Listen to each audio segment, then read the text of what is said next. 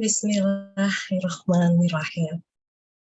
Ahlan wa sahlan seluruh peserta umum yang dirahmati Allah senantiasa, termasuk Ustadz dan Miss yang juga sudah bergabung. Insya Allah semakin banyak ya peserta kajian kita di Azhari ini. Masya Allah, Alhamdulillah. Ya, sebelum kita mulai kajian sore hari ini, mari kita sama-sama bersyukur atas kesehatan, kelapangan waktu yang telah Allah berikan, sehingga kita semua bisa berkumpul di kajian online Azhari kali ini bersama Dr. Dewi Rati. Ya, sambil mari kita juga meluangkan waktu mendoakan teman atau kerabat yang saat ini tengah terbaring sakit atau mungkin yang sedang mengalami kemalangan. Semoga Allah berikan perlindungan dan kesehatan yang terbaik serta ridho. Amin, amin, ya rabbal alamin. Assalamualaikum warahmatullahi wabarakatuh. Alhamdulillahirabbil alamin. Wassalatu wassalamu ala asrofil anbiya'i wal mursalin Sayyidina Muhammad wa ala alihi wa ashabihi ajmain. Ashhadu alla ilaha illallah wa ashhadu anna Muhammadan abduhu wa rasuluh. Wa bisrah sadri wa sirli amri wahdul uqdatan min lisani yafqahu qawli amin. Alhamdulillah wa bihi nasta'in ala umurid dunya wa din. Wa bizidni ilman warzuqni fahman waj'alni minas sholihin. Alhamdulillah, segala puji syukur kehadirat Allah atas nikmat iman, kesehatan, dan kelapangan waktu sehingga kita bisa berkumpul ya di Azhari Islamic, kajian Azhari Islamic School kali ini. Insya Allah pertemuan kita membawa keberkahan yang banyak di akhirat kelak. Salawat serta salam semoga tetap tercurah dan kita limpahkan kepada Nabi Muhammad SAW beserta pengikutnya hingga akhir zaman. Karena sesungguhnya beliaulah sebagai uswatun hasanah yang patut kita jadikan suri tauladan dalam kehidupan ini. Mengucapkan selamat datang kepada Dr. Dewi Rati yang telah hadir dan juga sekali lagi kepada seluruh peserta kajian yang dirahmati Allah. Assalamualaikum dokter. Waalaikumsalam, Ibu. Iya, sebelumnya boleh ya saya ingin mengingatkan para peserta bahwa untuk keberlangsungan kajian kita bersama ini, monggo kami persilahkan jika para peserta kajian berkenan berinfak seikhlasnya. Info infak akan kami share di kolom chat nanti. Terima kasih. Baik, tanpa berlama-lama, mari kita mulai dengan mendengarkan terlebih dulu pembacaan tilawah dari Mbak Sari dan Sari tilawah Mbak Dea, membacakan surat An-Nur ayat 58 hingga 59. Monggo Mbak Sari, Mbak Dea. Bismillahirrahmanirrahim. Assalamualaikum warahmatullahi wabarakatuh. Waalaikumsalam warahmatullahi wabarakatuh. A'udzu billahi minasyaitonir rajim. Bismillahirrahmanirrahim. Ya ayyuhalladzina amanu litasta'dzinkumul ladzina malakat aymanukum walladzina lam yablughul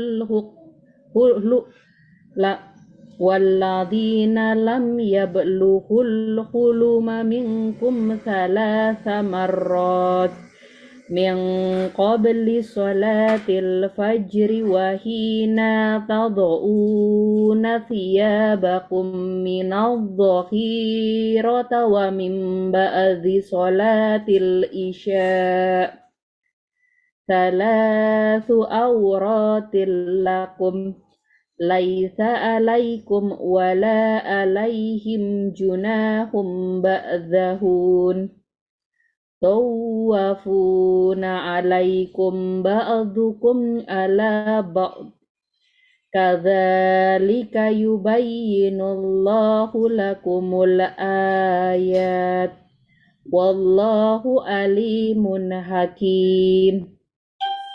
وإذا بلغ الأطفال منكم الحلم فليستأذنوا كما استأذن الذين من قبلهم كذلك يبين الله لكم آياته والله عليم حكيم صدق الله العظيم.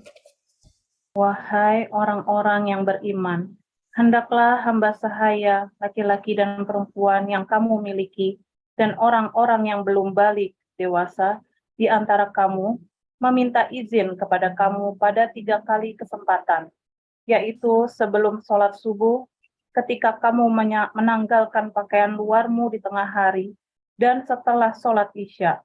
Itulah 3 aurat waktu bagi kamu. Tidak ada dosa bagimu dan tidak pula bagi mereka selain dari 3 waktu itu. Mereka keluar masuk melayani kamu, sebagian kamu atas sebagian yang lain. Demikianlah Allah menjelaskan ayat-ayat itu kepadamu, dan Allah Maha Mengetahui, Maha Bijaksana. Dan apabila anak-anakmu telah sampai umur dewasa, maka hendaklah mereka juga meminta izin, seperti orang-orang yang lebih dewasa meminta izin. Demikianlah Allah menjelaskan ayat-ayatnya kepadamu. Allah Maha Mengetahui, Maha Bijaksana. Maha benar Allah dengan segala firman-Nya. Masya Allah. Jazakumullahu khairan kasiran kepada Mbak Sari, juga Mbak Dea yang telah membacakan kalam Allah sebagai pembuka kajian kita. Semoga menjadikan keberkahan bagi yang membaca dan yang mendengarkan. Amin. Nah, seperti kita ketahui, sore ini kita akan membahas topik mendampingi Ananda menghadapi pubertas bersama Dr. Dewi Ratih. Saya panggil Dr. Ratih, boleh ya dokter?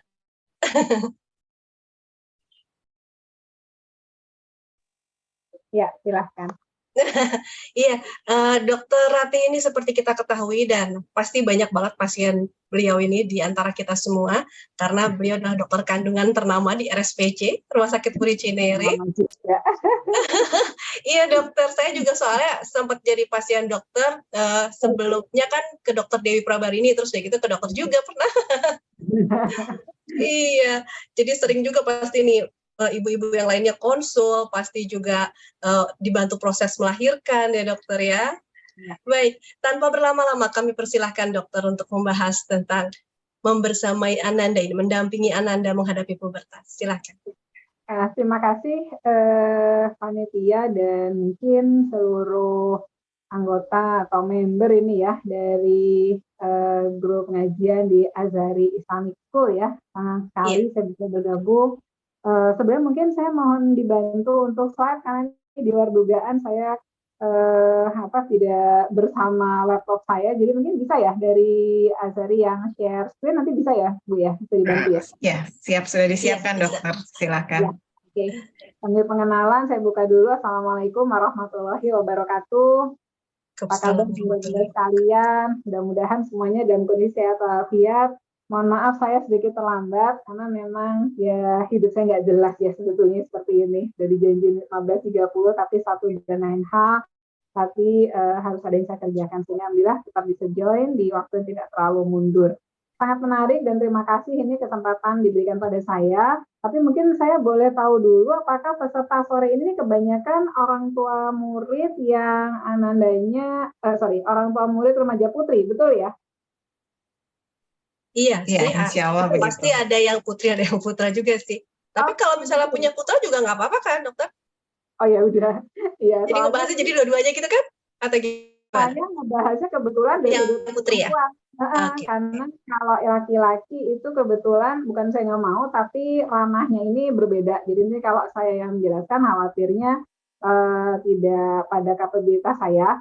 Jadi nanti mungkin kalau someday nanti kalau misalnya ada pertanyaan terkait remaja putra, kalau bisa saya jawab ya, karena ini tidak ada di slide saya dijadiin untuk remaja putra. Okay. Tapi kalau aspeknya dari sudut ada di bagian slide terakhir saya itu mungkin lebih general karena memang saya ingin mengenalkan remaja kita ini apa sih gitu ya, termasuk dalam apa ya namanya, jenis generasi yang seperti apa, sehingga nanti mungkin ngadepinnya gimana gitu. Karena sebetulnya puberti cowok dan cewek ini nanti membahayakannya kalau ceritanya dua-duanya udah istilahnya sudah ada istilahnya apa ya, rasa mulai menyenangi lawan jenis. Nah, nanti itu hubungannya akan ke sana. Tapi khusus karena ini saya dokter kandungan, pasien saya, klien saya semuanya wanita dari berbagai usia, mulai anak-anak, remaja, kemudian beranjak ke dewasa muda hingga lansia. Menurut saya, Mas, dan wanita ini pemegang kendali sebetulnya dalam berbagai hal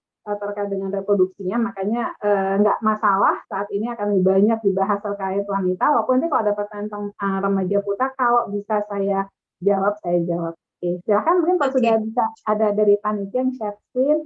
Maaf, sambil saya tanya dulu, boleh dokter? Ini kan slide-slide-nya ada beberapa yang mungkin apa memang hanya untuk kajian ini orang tuanya saja, anaknya tidak boleh melihat, atau boleh, anaknya juga boleh? Boleh, justru anaknya kalau ada boleh. Ini untuk anak-anaknya SD, SMP, SMA? Ada SD, SMP sih. SD, SMP. Mangga. Kalau memang apalagi kan yang udah kelas bangsa 5 ke atas sih, daripada ngelihat yang lain mending lihat dari saya aja.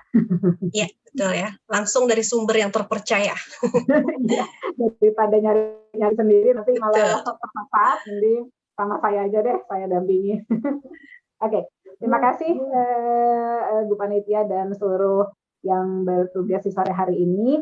Jadi perkenankan saya sharing session aja ya, mungkin untuk lebih santainya terkait dengan judul yang diminta dari Azhari, pendampingan holistik pubertas pada remaja putri. Ini saya berarti remaja putri, karena memang biasanya saya membimbing para klien putri-putri semua ya. Sedikit perkenalan, IG saya boleh diakses, Rati Hendarto, kemudian saya membina 2 IG edukasi dan IG makanan sehat ya, yang kami gagas juga, namanya 4bulan.app, itu untuk edukasi kesehatan reproduksi wanita.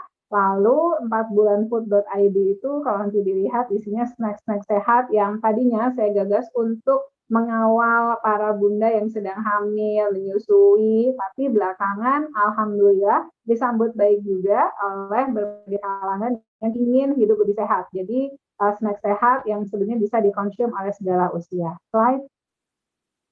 Jadi apa sih yang akan kita bahas di sore hari ini? Insya Allah ini adalah beberapa poinnya, karena kita bicara pubertas ya.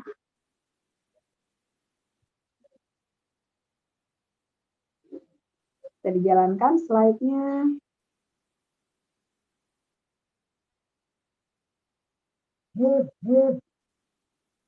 Ya, jadi kita kenalan ya dengan definisi pubertas dan kapan sih sebetulnya dimulai, kemudian tanda-tanda pubertas, munculnya mulai kapan dan pengklasifikasiannya, lalu mengenal organ reproduksi wanita. Jangan-jangan bunda-bunda di sini juga nggak kenal sama organ dalamnya sendiri, terus mau nyeritain ke remaja putrinya ya. Mungkin nanti kan takutnya jadi tidak tepat, apa ada yang kurang pas ya. Yang keempat, poin penting betul yang saya tekankan, karena mulailah kalau punya remaja putri atau enggak, jangan-jangan kita juga sampai hari ini masih berhubungan dengan siklus haid ya. Jadi siklus menstruasi ini harus dikenal. Dan nanti bagaimana baiknya mengenal, mengadop, kemudian kapan sih sebetulnya yang harus ke dokter kandungan gitu ya. Jangan-jangan seringkali hari ini saya lihat belum perlu ke saya, udah ke saya gitu. Jadi artinya mari kita kenal bareng-bareng supaya tidak terlalu cuek, tapi tidak terlalu terlambat untuk harus menuju ke dokter kandungan. Selanjutnya adalah common problem saat pubertas tiba. Nanti bunda sekalian akan ketemu dengan remaja putri yang ini salah, itu salah ya. Jerawatan pengen bersih, udah bersih, nggak mau gemuk dikit, nambah sentian dikit lingkar pinggang, udah pada heboh ya. Jadi kita akan bicara apa sih yang dimaksud dengan common problems. Dan yang terakhir tentu saja apa saja yang harus dilakukan para remaja ini ketika pubertas datang terkait dengan hubungan psikis dan fisik dan psikisnya. Nah nanti ini mungkin ada sedikit gabungan untuk remaja putra dan juga untuk remaja putri. Slide.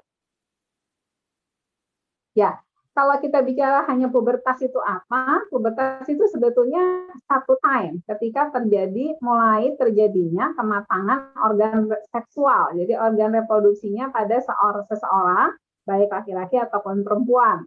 Ada sedikit beda pada walaupun mirip-mirip saja untuk waktu terjadinya. Kalau pada anak laki-laki pada suatu publikasi itu nyatakan sekitar 8 sampai 13 tahun, kalau perempuan 9 sampai 14 tahun. Mirip-mirip lah ya. Jadi kira-kira memang usia SD masuk ke usia SMP ini paling sering terjadinya awal dari suatu puberti atau pubertas ya, baik laki ataupun pada perempuan. Slide. Nah, kadang-kadang kita bingung. Sebetulnya tanda mana dulu sih yang harus muncul gitu ya kalau sudah mulai ada tanda-tanda arah puberti. Bunda sekalian dan teman-teman, sebetulnya kalau kita tanya tanda mana yang terakhir muncul dari suatu terjadinya pubertas ya atau kematangan seksual organ seksual seseorang adalah haid. Haid itu akan muncul paling akhir. Jadi orang mau haid itu akhirnya baru belakangan akan kita bisa tahu gitu ya. Sementara tanda-tanda awal yang akan muncul bisa dilihat dari klasifikasi Tanner ini sangat terkenal dengan pengklasifikasiannya, di mana awalnya itu yang muncul biasanya tanda-tanda kelamin yang sekundernya, diantaranya payudara, mulai dari ada sedikit nipple, lama-lama ya, contoh yang tahap 2 udah mulai nonjol dikit masa payudaranya, tahap 3 lebih gede lagi, tahap 4 udah hampir kayak mateng gitu ya, kayak udah dewasa, tahap 5 udah just dewasa banget gitu biasanya. Dan yang kedua yang akan muncul duluan sebelum haid adalah tanda-tanda munculnya rambut kemaluan, baik di rambut tambahan, baik itu di daerah kemaluan ya, atau di daerah vulva kita, atau di daerah ketiak. Nah, kira-kira nih sebelum saya lanjut nih, kalau ada bunda yang bergabung atau ada para remaja putih yang bergabung, ada yang mau komen nggak dengan gambar saya ini? Jadi mungkin apakah sudah ada yang munculnya itu betul seperti yang saya bilang, jadi payudara, rambut duluan, baru kemudian menstruasi, atau barengan, atau nggak ada tanda apa-apa, pokok menstruasi dulu. Mungkin ada mau komen satu atau dua orang bunda atau siapapun yang bergabung di media Zoom ini, silakan. Oke, saya duluan kali ya, sambil menunggu yang lain. Boleh. Anak saya sih umur 11 di fase ini, 1-2 ini sih. Jadi kayaknya emang bener fasenya begini, nanti ya? Mungkin baru menstruasi gitu ya. Ya. Ibu-ibu yang lain? Ya, Bun? Belum. Berarti menstruasi kan? Oke. Umur 11 ya. Oke, boleh tenang-tenang. Karena sekarang nih ada yang kebut-kebutan, lo kok belum anaknya, anak gue juga udah, emang anak lo umur berapa? Umur 10. Hah, cepet amat. Nah, jadi kalau udah lihat gambar ini boleh agak slow ya. Kalau ngurusin belum tapi lihat aja payudara sama rambut-rambutnya ya. Ada yang mau komen lagi? Mungkin satu orang bunda atau siapapun yang ada. Nah, kalau ada remajanya juga boleh. Silakan. Biasanya kadang-kadang malu ini menceritakan ya, tapi nggak apa-apa loh ya. Kalau udah ketemu bapak kandungan nggak boleh malu. Ya justru ungkapkan aja, tapi nggak apa-apa. Kalau misalnya tidak mau diungkapkan, yang penting sekarang pengetahuannya adalah kalau kita mau khawatir itu jangan cuma ngurusin menstruasinya dulu kok belum, tapi mulailah perhatikan, tanyakan pada Anda gimana, kayak kalau udah umur-umur di atas 9-10 tuh kalau enggak dilihat juga bisa ya, kalau misalnya lagi renang atau lagi nyantai di rumah, kok mulai ya nih dadanya agak-agak nonjol gitu ya, atau kapan nggak sengaja lagi nyari baju bareng di toko apa pas kita nyoba bareng, oh kelihatan. Remaja putri itu nggak seneng di diagnosis ya. Terus sekali lagi, saya juga punya anak remaja putri, dia nggak suka di diagnosis, tapi memang emaknya rajin mendiagnosis gitu. Jadi kalau suka dia ganti baju, lihat, oh benar ya gitu aja. Jadi sambil manggut-manggut, dan akhirnya pas dia menstruasi, anak saya pun termasuk yang menstruasi cepat, 11 tahun deh kalau saya nggak salah, menjelang 10 masuk 11 itu sudah. Ya udah, tinggal mengikuti next-nya, harus mengawasi menstruasinya seperti apa. Deg-degan, bahagia, itu udah pasti ya. Jadi di zaman now, begitu anak gadisnya menstruasi ya. Slide. Nah, ini mungkin lebih detailnya lagi. Nah, ini boleh dilihat nih, bagi yang punya anak remaja laki-laki, bahwa ini sedikit perbedaan, tapi ya mirip-mirip juga sih gitu ya. Bedanya contoh, kalau di remaja laki, kita tidak melihat masalah payudara ya, kita melihatnya misalnya perubahan suara, kemudian bulu-bulu itu sama ya, bulu-bulu perubahan suara. Tapi tanda tepat sekali terjadinya misalnya akil balik ya, kalau kita di muslim, atau pubertasnya itu adalah mimpi basah. Itu contoh. Kalau di wanita, anak remaja putri gitu ya, sama-sama kita lihat dari stage pertama ya, prepubertas, kemudian pubertas itu dimulai dengan masalah bulu membulu sampai masalah payudara, dan nanti diakhiri gongnya adalah kapan dia mendapat haid. Nah, kira-kira itu perbedaan tanda antara anak laki dengan anak perempuan pada saat masa pubertasnya. Dan biasanya nanti yang akan terlihat juga adalah kaitannya dengan pertumbuhan tulang ya. Kira-kira stop pertumbuhan tulang itu memang di umur-umur 17 ya, 16, 17 sampai 18 tahun pada perempuan. Pada anak laki-laki ini lebih belakangan. Jadi biasanya pertumbuhan tulangnya bisa sampai umur-umur di atas itu. Jadi memang kalau ayah bunda sekalian dengan anak-anaknya ini pengen punya keturunan yang kalau bisa dia tinggian kejarlah dari mulai ini jadi sebelum mentok akhir balik gitu, sebelum yang cowok pada mimpi basah misalnya, sebelum yang cewek pada emen, karena begitu sudah terjadi dua hal itu maka pertumbuhan terutama untuk tulang akan mengalami perlambatan bahkan stop, akan terjadi penutupan pertumbuhan kemampuan pertumbuhan tulang. Itu mungkin yang saya garis bawahi ya, masalah tulang menulang. Slide. Maaf dokter. Ya. Jika ada yang bertanya, nunggu di akhir atau boleh tengah-tengah? Langsung aja dicicil. Nanti di akhir. Ini soalnya ada pertanyaan di kolom chat. Boleh saya bacakan ya, dokter? Ya. Oke, ini dari Bu Atika. Izin tanya dok, bagaimana membedakan pertumbuhan payudara karena masuk pubertas atau karena badannya gemuk? Oke, kalau kita balik kembali ke slide sebentar, Bu, yang Ibu yang awal tadi yang saya menggambarkan payudara, ya. Memang ini dengan asumsi, ya betul ini. Ini dengan asumsi memang pada berat badan yang normal ya, tidak gemuk. Kalau gemuk memang agak susah. Tapi kalau Bunda bisa lihat, sebetulnya di gambar ini Bunda bisa lihat bukan cuma massa payudaranya ya Bun, tapi mulai ada kayak pertumbuhan di area putingnya ya, dan sedikit area areolanya. Itu juga akan sedikit membedakan antara yang masalahnya gemuk doang atau ini karena masalah memang pertumbuhannya. Gemuknya seberapa dulu? Karena kalau standar saja, gambar saya ini sangat bisa dilihat untuk body atau ukuran tubuh yang standar. Jadi gemuk pun ya, kalau gemuk bukan gemuk ya, ukuran body standar akan kelihatan nih, datar banget, datar ada kayak tonjolan sedikit dari puting, kemudian baru ada massa payudaranya nambah dikit di tahap 3, 4, 5 mah udah payudara dewasa. Tapi kalau anak maaf ya, yang agak overweight atau agak gemuk, itu jangankan bertumbuh begini ya, kira-kira dari dia anak kanak-kanak aja, umur misalnya ya 5, 6, 7 tahun, remaja agak overweight, itu belum udah kayak nomor 3. Kira-kira seperti itu. Kira-kira lah ya, seringnya seperti itu, kan gemuk-gemuk. Ya, jadi Bunda jangan bayangkan mana gambar 1,2-nya di anak gue ya, masa dia pengen lagi gitu, nggak akan. Dia akan mulainya dari nomor 3 gitu. Tapi untuk memastikan apakah, jangan-jangan udah mau pubertas nih, lihat aja dulu tanda lainnya, bagaimana bulu-bulu dan sebagainya. Karena tahap nomor 1 dan 2, pertumbuhan payudara dengan pertumbuhan rambut halus di area ketiak dan kemaluan, itu ada something yang harus barengan ada gitu kira-kira. Harus saling menyertai. Jadi kalau satunya Bunda susah masalah payudara, coba lihat tanda yang lain, apalagi kalau saya bilang tadi, untuk anak yang overweight, belum model payudaranya udah kayak nomor 3, tahap 3. Jadi kayaknya udah nih gitu ya. Tapi lihatlah begitu masih halus banget di ketiaknya, halus banget di area kumisnya, kemaluannya, insya Allah ya belum Bun. Itu yang namanya tadi Bunda tanya, kaitannya dengan agak gendut gitu anaknya ya. Baik dokter, semoga Bu Atika puas dengan jawabannya ya. Oke, monggo dilanjut. Kita lanjut lagi, slide selanjutnya ya.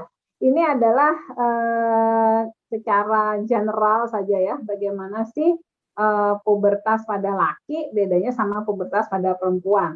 Sebetulnya semuanya mirip-mirip aja ya, apa yang akan terjadi tadi sudah saya bahas, perbedaan clue-nya pokoknya kalau laki dengan mimpi basah, di akhirnya kalau wanita ini dengan nanti akhir baliknya dengan haid. Kalau masa-masa perihal lainnya ini sangat-sangat mirip ya, begitu masukin pubertas terkait dengan pertumbuhan bulu, kemudian berjerawatnya wajah, mood swing-nya remaja, ini mirip-mirip aja. Tadi sedikit yang akan berbeda lagi adalah pada saat masa pertumbuhan tulang, di mana pada anak laki masih mungkin akan glow up sedikit ketika dia masih bermasa-masa pubertas walaupun sudah akhir balik atau sudah mimpi basah, pada anak perempuan biasanya ketika dia udah mandek dia, nggak akan bisa gimana lagi. Sehingga latihlah ananda-ananda sekalian ini kalau memang ingin nggak melahirkan, tidak masuk dalam generasi yang tinggi badannya pas-pasan. Nah itu memang ayo carilah olahraga untuk bisa merangsang pertumbuhan tulang sejak anak-anak ini belum puber. Kalau udah puber, baru udah ada tanda akhir balik, apalagi biasanya semuanya akan slower. Ya. Nah, karena saya dokter kandungan, punten ya, saya akan mengenalkan organ kandungan gitu ya. Maksudnya apa saja sih yang Bunda dan teman-teman remaja ini harus ketahui terkait apa yang ada di tubuh kita bagian dalam. Karena memang ini sangat-sangat nggak kelihatan gitu dari luar. Gambar saya yang di bagian kiri, Bunda sekalian, itu adalah penampilan bibir kemaluan dari luar. Jadi kita akan lihat yang paling halus-halus sampai ada di bagian bawah perut kita, itu adalah yang disebut rambut kemaluan ya, atau rambut pubis, yang menjadi tanda awal salah satunya bahwa oke, anakku mulai puber gitu. Kalau sempat kelihatan loh ya, jelas sebenarnya tidak akan bisa melihat gambar kayak bagus kayak saya gini, tapi at least misalnya pas nggak sengaja celananya atau apa, kalau mulai ada bulu tipis, jangan-jangan dia udah mulai bentar lagi ngalamin puber, tinggal kapan mennya, udah deket deh kalau udah mulai berbulu-bulu gitu ya. Bagian luar ini kalau Bunda lihat ada gambar lubang, itulah yang disebut sebagai sebetulnya liang vagina, dan lubang lingkaran itu kita kenal sebagai selaput darah.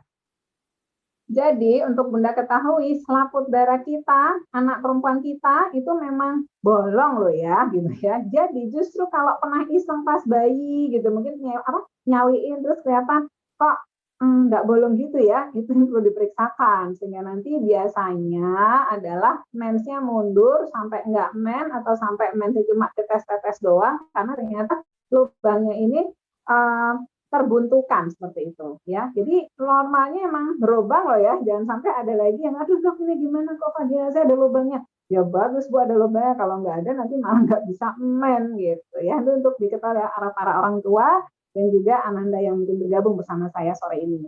Nah kalau masuk lagi ke dalam, boleh dilihat dari gambaran tengah bawah bahwa rahim tuh seperti telur ayam, persis seperti telur ayam ya, kira-kira dia panjangnya itu mungkin ya hanya 5-6 cm aja. Kalau anaknya sudah kira-kira usia di atas 10 tahun, jelas dokter bisa USG dari perut aja jelas. Tapi kalau kadang-kadang memang dia anaknya imut, kecil gitu, dokter kadang-kadang tidak bisa terlalu jelas melihat organ rahim ini ketika melakukan USG dari perut. Sehingga nanti kita akan lihat pada next slide ada cara meriksanya seperti apa.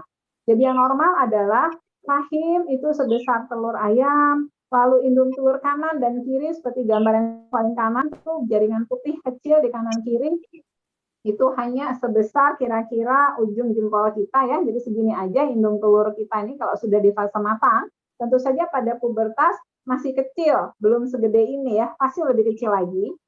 Dan slide, organ-organ reproduksi wanita dari luar sampai dalam ini untuk remaja putri sebetulnya bisa diakses dengan sangat jelas. Tidak hanya dengan USG dari perut, karena kalau USG dari perut kadang-kadang nggak jelas, apalagi kalau anaknya agak gemuk. Sehingga kami bisa melakukan pemeriksaan dalam dengan memasukkan alat USG seperti gambar di kanan ini adalah gambar USG yang dimasukkan ke dubur. Jadi alatnya kecil, tidak besar. Diameter alat itu mungkin hanya 1,5 cm, dilapisi kondom 2 lapis, sangat licin sehingga bisa masuk ke duburnya para remaja putri itu.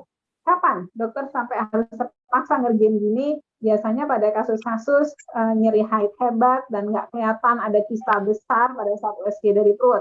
Atau misalnya haidnya jarang-jarang, kemudian orangnya agak gemuk, sehingga harus dilihat ini indung telurnya seperti apa kondisinya. Nah, dokter akan melakukan pemeriksaan dari pantat.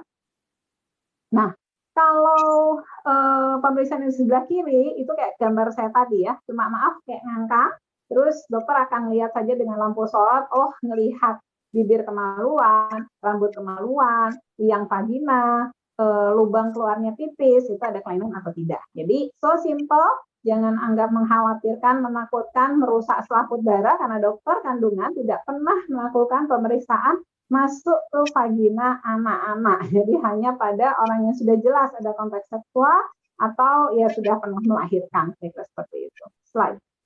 Oke, maaf dokter, saya potong dulu boleh ya? Ini ada yang bertanya lagi, sehubungan dengan organ reproduksi ini ya dokter ya. Ini kan dia nanyanya, Bu Diana, jika di celana dalam anak tuh kadang-kadang ada seperti bercak kekuningan sedikit tapi sangat jarang, terus belum ada nih proses pertumbuhan payudara. Nah ini apa udah tanda-tanda menstruasi dokter? Belum. Haid atau menstruasi tandanya tetap harus berupa darah, bisa dimulai dengan hanya coklat, paling sering, paling simpel warnanya harus coklat Bun minimal, atau merah tua seperti apa itu ngomong ya, bekuan darah lah ya, merah tua atau merah segar ya, harus seperti itu. Jadi kalau belum ada warna, dia hanya kuning, itu namanya keputihan gitu Pak. Nanti kita akan bahas tentang keputihan tersendiri. Tapi kalau tanya itu haid apa enggak, jawabannya belum. Karena haid itu warnanya mutlak harus minimal coklat, atau nanti akhirnya sewarna-warna itu merah gelap atau merah agak terang. Jadi nggak boleh cuma kekuningan atau putih, kira-kira seperti itu. Oke, pertanyaan Bu Dian ini tentang kalau mendapat menstruasi pertama, bagaimana respon kita juga mungkin di akhir nanti ya dok ya? Ya, oke, kita bahas dulu ya. Masalah saya selalu mengajarkan, men-sharekan slide ini berulang-ulang, baik di kalangan ibu-ibu ataupun remaja putrinya ya, karena emang yuk kenali siklus menstruasimu gitu ya, atau kenali siklus menstruasi kita semua para wanita. Kenapa saya agak cerewet? Karena emang kebanyakan klien yang datang ke dokter kandungan tuh keluhannya kalau bukan hamil ya Bun, itu cuma tiga. Satu, gangguan haid, dua, keputihan, tiga, nyeri perut. Itu aja gantinya di situ. Jadi tinggal dengan semua variasinya. Nah, bagaimana bunda-bunda sekalian akhirnya tahu bahwa ini tuh gangguan haid atau memang kebetulan kebetulan tidak teratur tapi tidak terus segera kontrol atau bagaimana? Nah, mudah-mudahan ya setelah kita ketemu sore hari jadi kebayang. Slide ini menggambarkan bunda sekalian bagaimana siklus haid ini terjadi. Sayang ya, saya nggak bisa pakai pointer nih kan dari sana. Ya sudah. Jadi yang paling bawah, gambar yang ada gambar merah tua, terus jadi pinci, itu adalah gambar apa sih yang terjadi di rahim kita pada saat selama siklus menstruasi. Jadi mulai dari mens keluar sampai siap-siap mau mens lagi gitu ya. Lalu yang di atasnya adalah bagaimana perubahan dari indung telur yang terjadi, perubahan hormon yang diproduksi oleh indung telur yang terjadi ketika rahim bergejolak seperti yang di bawah. Dan di atasnya itu ada gambar-gambar fase apa yang terjadi di level indung telur. Dan yang terakhir yang paling atas adalah perubahan hormon yang diproduksi oleh otak. Itu apa yang terjadi pada saat menstruasi kita terjadi. Jadi untuk dipahami, ketika kita menstruasi brawl gitu ya, rahim itu dia punya gambar punya pada bagus juga. Rahim itu akan meluruh semuanya. Anda bisa lihat nggak ya gambar saya ini, Bun? Gambar saya. Saya bawa miniatur rahim ini bisa dilihat? Cukup jelas, Dok, bisa terlihat. Jadi kalau misalnya kedeketin lagi, ini pura-puranya rahim. Rahim itu yang akan meluruh adalah bagian yang merah, bagian yang pink. Di dalam itu ada bagian yang pink.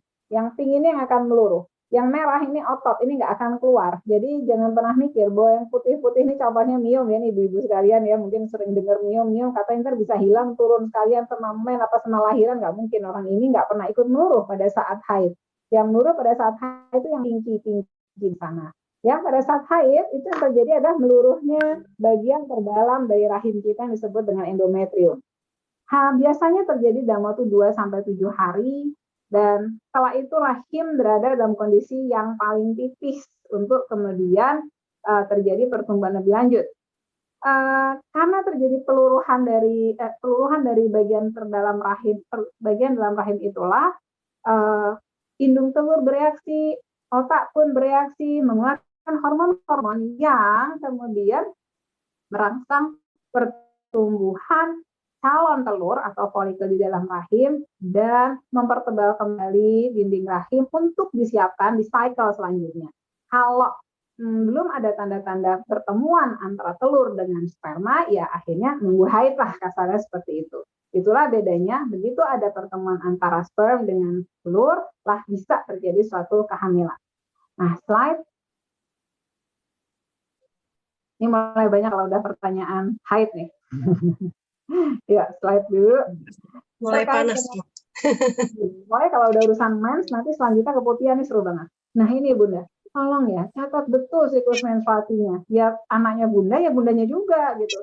Saya pribadi menggunakan, nanti saya akan cerita setelah ini, saya pakai apa, dan ini gampang banget soalnya makainya. Jadi yang harus diketahui adalah cycle. Cycle itu pendefinisinya adalah jarak antara hari pertama haid dengan hari pertama haid selanjutnya. What is the normal? Yang paling normal adalah paling pendek itu 21, paling panjang itu 35. Jadi antara 21 sampai dengan 35 hari. Begitu sudah 35 hari ke atas, itu kita akan bilang kepanjangan alias terlalu jauh jarak antara mens dengan mensnya. Dan ketika di bawah 21 hari, kita akan bilang kependekan alias pasti Ananda main mulu gitu kira-kira ya.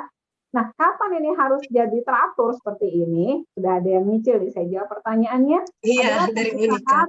Ya, adalah pada saat tadi ketika dokter sudah menyatakan ya Anda 17 tahun gitu. Kalau pada wanita nih sekitar 16-17 pengennya udah nyerempet siklus normal antara 21 sampai dengan 35. Nggak kurang, nggak lebih, kayaknya seperti itu. Makanya kalau mau datang ke kami, dokter kandungan mengantarkan anandanya, selama dia belum umur 16-17 tahun, terus berantakan, tenang-tenang aja sih Bun sebenarnya. Hanya satu yang membuat Bunda harus membawa ke dokter kandungan, itu kalau ternyata berantakannya itu cenderungnya adalah pada bleeding or overbleed. Jadi pendarahannya luar biasa. Karena itu bisa membahayakan. Dia bisa anemia, anemianya bisa jatuh dalam anemia berat. Kalau udah berat, ganggu paru-paru, sesak napas, ganggu jantung, deg-degan, sesak napas juga, wah kemana-mana, lemesan, ngantuan, nggak bisa pindah. Jadi kemana-mana ya. Untuk anak sekolah itu jadinya kompleks. Sudah, kayaknya gue nggak bisa ngapain lagi kayak gini. Tapi selama hanya jarang-jarang saja haid, aduh anakku kok 5 bulan nggak haid, terus habis itu tiap bulan, terus 4 bulan kemudian nggak lagi, udah tenang aja, sebelum umur 16 maksimal 17, boleh agak tenang-tenang dulu, selama tidak ada keluhan lain ya tentunya. Keluhan lain tentunya yang tadi saya sebut, nggak ada nyeri perut, nggak ada perubahan di fisiknya. Fisiknya tuh misalnya kok perutnya makin besar ya, tapi dia haidnya nggak teratur, boleh diperiksakan. Karena ada beberapa kista indung telur yang ternyata mempunyai sifat mengganggu siklus haid. Nah, jadi itu boleh tolong datanya dikumpulkan dulu, baru periksakan ke dokter. Kalau nggak kasihan, anak-anak zaman now itu mikiran. Kalau kita terlalu cepat apa-apa periksa ke dokter, bukan karena dia yang minta ya, yang ada ntar dia agak antipati sama dokternya ya sama bundanya juga, apaan sih ini gue degi-degi diperiksain gitu ya. Jadi kita sambil melihat psikologi anak putri zaman now itu nggak kayak zaman dulu. Orang tuanya khawatir, dia nurut aja dan ikutin bundanya gimana. Zaman now mereka akan berpendapat. Nanti kita akan lihat yang lebih seru lagi. Yuk, slide. Dokter, sambil saya tanya ya, ada anak teman saya yang dia itu dietnya tuh emang sangat ketat banget. Terus jadinya sama sekali belum pernah mens sampai sekarang umur 19 tahun. Nah, nanti kita bahas lagi. Ini itu lebih seru lagi ya dok. Oke, siap. Kayaknya nanti kita akan kumpulkan apa yang perlu diperhatikan. Saya juga mendapat case kayak gini nih marak juga ya akhir-akhir ini. Tapi alhamdulillah karena untungnya saya juga mengikuti zaman now itu bagaimana ya how to treat irregular period. Jadi mens yang nggak teratur pada teenage itu sekarang paradigmanya udah beda banget Bun. Sama zaman saya dulu sekolah, maksudnya saya SD SMP gitu ya. Sama saya zaman dulu pendidikan spesialis pun berbeda. Nanti kita akan bahas kenapa dan bagaimana itu nanti ceritanya. Karena makin banyak, benar banget Bun. Ini tapi tadi warning loh ya, kalau 19 belum, tidak seorang anak on diet ketat atau tidak, itu semua diperiksakan dulu. Karena dokter tuh harus lihat ini organnya mana ya gitu kira-kira ya. Tapi kalau misalnya bintip-bintip kembali, payudaranya kelihatan, bulu-bulu ada, tinggal men doang, Ya paling enggak ya logikanya ini indung telur ada nih, cuma urusan organ dalam yang urusan vagina, rahim dan sekitarnya ada atau enggak, nah itu harus dipisahkan ya. Jelas itu 19 tahun tuh wajib sudah paling enggak pernah ada percikan darah haid gitu. Nah ini dua aplikasi yang sering dipakai untuk memantau siklus haid kita, Bun. Baik kita nih para bundanya atau kita ajarkan nih pada anak-anak putri kita, remaja putri kita, atau nggak usah remaja loh ya, udah dewasa muda pun ayo harus mau mencatat siklus haid. Saya pribadi memakai Clue, CLUE, teman-teman lain ada juga suka pakai Flow, silahkan aja. Kesenangan saya pada Clue karena saya di situ bisa memasukkan kualitas darahnya kayak apa. Jadi misalnya darahnya deres banget, ya tinggal klik heavy bleed ada. Nanti kalau cuma spot doang, spot doang, spotting ada dia.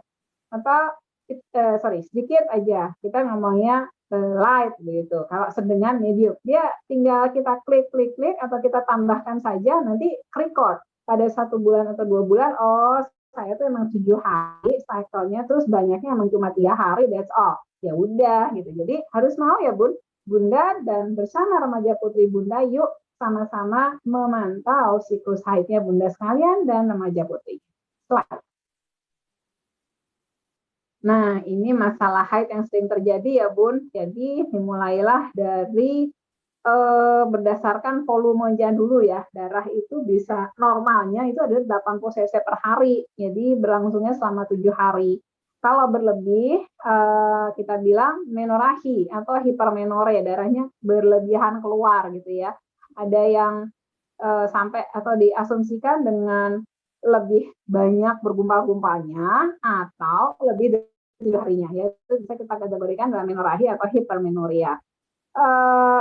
Salah satu cara paling gampang sampai kita perhatikan dia berganti softtek sangat cepat, sampai 2 jam sekali ganti, itu namanya berlebihan gitu ya. Kemudian untuk tahu kadang-kadang wah ini berapa kali atau dan sebagainya, bisa juga dengan lihat ada gumpalan yang sampai lebih dari 2,5 cm. Jadi gumpal keluar, ini berarti banyak nih. Bahkan ada yang sampai nembus baju, nembus spray. Nah, itu kira-kira termasuk yang berlebihan. Kebalikannya, hipomenore lebih dikit ya, baik jumlahnya ataupun lama harinya, ya kira-kira seperti itu. Nah, ini adalah beberapa hal yang menyebabkan heavy bleed atau menstruasi yang banyak gitu ya. Di antaranya nih remaja-remaja ini ketika sedang terjadinya belum stabilnya fungsi indung telur dan otak. Jadi memang masih apa istilahnya masih berusaha adjust antara otak, indung telur, rahim untuk haid ini gimana gitu ya. Pada saat belum teradjust dengan baik, biasanya di masa-masa puber ini bisalah terjadinya heavy bleed. Jadi deres banget. Lalu yang kedua yang bisa juga menyebabkan adalah endometriosis. Yang selanjutnya adalah miom, ini lebih sering pada bunda-bunda ya, pada wanita yang sudah menikah, walaupun bisa saja terjadi pada remaja dan pada yang belum menikah, karena zaman now usia menikah wanita Indonesia ini agak geser ya, agak gesernya menjadi lebih naik, sekitar 30-an, yang dulu sekitar 20 sampai 30. 20 sampai 25 maaf, usia menikah zaman dulu. Sekarang udah geser lebih dari 25 tahun dan lebih seringnya di 30 tahun ini akhir-akhir ini. Kemudian polip itu juga menyebabkan pendarahan yang tidak normal, kemudian berbagai tumor dalam hal ini kanker kanker serviks misalnya juga menyebabkan pendarahan yang tidak normal, dan juga kanker dari endometrium atau kanker badan rahim. Selain itu ada juga kelainan pembuluh kelainan darah yang bisa menyebabkan seseorang mensnya jadi berantakan ya. Slide. Nah, jadi Bun, kalau kita ngomongin masalah siklus, yang normal adalah gambar yang paling atas. Jadi berjarak kira-kira tadi kan 21 sampai 35 hari. Yang nomor 2, gambar nomor 2 itu artinya adalah keseringan mens atau polimenoria. Jadi dia biasanya secara definisi kurang dari 21 hari udah mens, kurang 21 hari udah mens. Gitu. Nomor 3 yang ada bar merah itu adalah yang disebut dengan oligomenorrhea atau jarang-jarang mens gitu ya, jarang-jarang haid. Nah, jarang-jarang haid ini yang lagi mulai ngetren akhir-akhir ini dibanding sering haid. Ya pokoknya antara dua itu deh. Tapi jarang haid ini lebih sering ngetren karena nanti kita bicara kenapa jarang-jarang haid ini kok sering ngetren, penyebab terseringnya apa kita bahas di belakang. Ya, slide. Nah, ini dia. Tadi ada yang ngomong masalah diet ya, Bun. Nah, sebenarnya nih pengen banget kurus kayak gambar kiri saya nih. Yang ngerjain kira-kira yang tengah gitu kali. Jadi dia pengen kayak yang sana. Yang sana udah jelas dia ada mungkin dia di body goal-nya dia ya seperti itu. Yang tengah ini gimana saya pokoknya pengen kurus kayak yang di sebelah kiri. Jadilah salah satu penyebab tersering untuk saat ini di mana terjadi gangguan haid yang sifatnya haidnya jarang-jarang atau terjadi suatu polycystic ovarian syndrome atau polycystic ovary syndrome adalah pada keduanya, terlalu kurus atau terlalu gemuk. Dua hal terlalu ini, jujur pada terlalu kurus itu tadi mungkin berhubungan dengan diet ketat sampai belum haid ya, itu kita khawatirkan kalau udah mulai 19 tahun, ataupun terlalu gemuk itu sama-sama di tubuhnya terjadi metabolisme tidak normal yang intinya terjadi kayak orang diabetes gitu. Jadi insulin tubuhnya tuh kayak nggak dikenal sama tubuhnya sendiri. Akhirnya dia kayak berusaha untuk mensituasikan sedemikian rupa, efeknya terjadi nggak haid atau haidnya jarang banget ya kayak seperti itu. Makanya yang kedua yang bisa menyebabkan mens jarang atau oligomenorrhea atau enggak mens sama sekali padahal sebelumnya udah pernah adalah gangguan hormon tiroid. Jadi jangan lupa bunda sekalian, mau bunda, mau ananda, kalau ada mens yang nggak teratur selain urusan gemuk, tolong pegang-pegang lehernya, ada nggak yang ngebenjol ya? Karena bisa juga ternyata dari pembengkakan kelenjar tiroid atau kelenjar gondok. Slide. Nah, tadi ya, keluhan haid lain yang sering terjadi ini urusan nyeri haid. Pasti bunda sekalian di ruangan saya ini, kalau nggak yang ngalamin sendiri, kalau nggak anaknya yang ngeluh, atau nggak ngeluh sih, tapi jadi BT-an sama bundanya karena lagi PMS istilahnya. Nah, pokoknya lagi BT-an, pokoknya salah aja semua yang bundanya kerjain ya. Ini namanya nyeri haid ataupun premenstrual syndrome atau PMS symptoms yang sering membuat suasana tidak nyaman ya, baik secara fisiknya Ananda biasanya sakit banget, mules banget, lemes banget, saking nggak enaknya mending tidur deh gue daripada gue bangun kesakitan, males makan, tambah lagi lambungnya ya nggak karu-karuan, atau kadang-kadang ya kita sendiri nih para bundanya yang lagi mengeluh nyeri haid bisa oleh karena berbagai hal, penyakit sifatnya seperti endometriosis, nyom, atau karena penggunaan alat KB ya yang sering kadang-kadang kalau pakai IUD atau spiral mensnya agak lebih mules. Sebetulnya untuk PMS simptom ini ya atau nyeri haidnya yang tidak nyaman ini, kalau bagaimana cara menguranginya sebetulnya banyak hal yang sederhana bisa dikerjakan supaya tidak terlalu nyeri haid.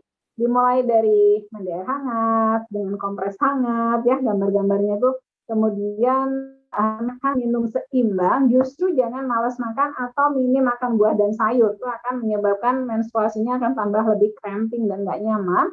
Dan yang terakhir, ini nggak ada di sini nih gambarnya, sebetulnya adalah selain remedies ya, minum-minum hangat, minuman-minuman herbal, adalah satu hal lagi itu olahraga ya, pastinya tetap ada movingnya supaya metabolisme tubuhnya menjadi seimbang dan zat pengurang penyebab nyeri berlebih oleh karena haidnya akan otomatis berkurang. Ya, permasalahan lain nih, jerawat ya bun, nggak pria, nggak remaja putra, nggak remaja putri, sama ya. Sebetulnya ya selama masih puber, bolehnya sih sebetulnya kita bilang sabar-sabar aja ya, entar juga ada waktunya. Cuma pasti anak-anak nggak akan mau cuma dengar kata-kata seperti itu. Yang ada, apa ya yang bisa aku kerjakan, dan aku nggak parah-parah banget. Nomor satu bun, kendalikan makannya. Biasa kan mereka pola makan sehat, seperti mulai berbatas karbo, hati-hati dengan karbo. Karena sekarang tuh bukan urusannya anak saya senang nasi atau enggak, tapi anak saya senang boba atau enggak, anak saya senang manis atau enggak, ya anak saya senang cireng, basreng, reng-reng-rengnya semua tuh atau enggak. Karena disitulah sumber karbo yang nggak jelas, belum digorengnya pakai minyak yang bekas dan sebagainya, tambah-tambah nggak karuan. Mulailah senang dengan pola makan lebih sehat, sayur buah terukur, makanan utama karbo, protein, lemak seimbang, tidak ada lebih berat satu sama lain, tapi memang kalau mau lebih baik, karbo itu lebih minim dari protein dan lemaknya, jadi lebih sedikit komposisinya. Walaupun untuk anak-anak putra nggak mungkin ya, karena biasanya tubuhnya butuh energi lebih besar. Slide. Nah, tadi ya Bun, terkait masalah keputihan. Jadi kalau cairan yang keluar dari vagina itu harus Bunda lihat yang normal aja dulu yang saya jelasin ya. Kalau yang normal, boleh lihat di gambar yang kanan, itu warnanya adalah bening-bening encer, bisa diulur, itulah yang kita kenal dengan lendir masa subur. Jadi kejadiannya biasanya di pertengahan cycle. Jadi misalnya mensnya cycle 28 gitu ya, dia mens tanggal 1, kira-kira tanggal 14 dia akan keluar cairan bening, mudah diulur, dan tidak berbau, tidak gatal, dan banyak bahkan, itu tenang-tenang aja, itu namanya masa subur ya.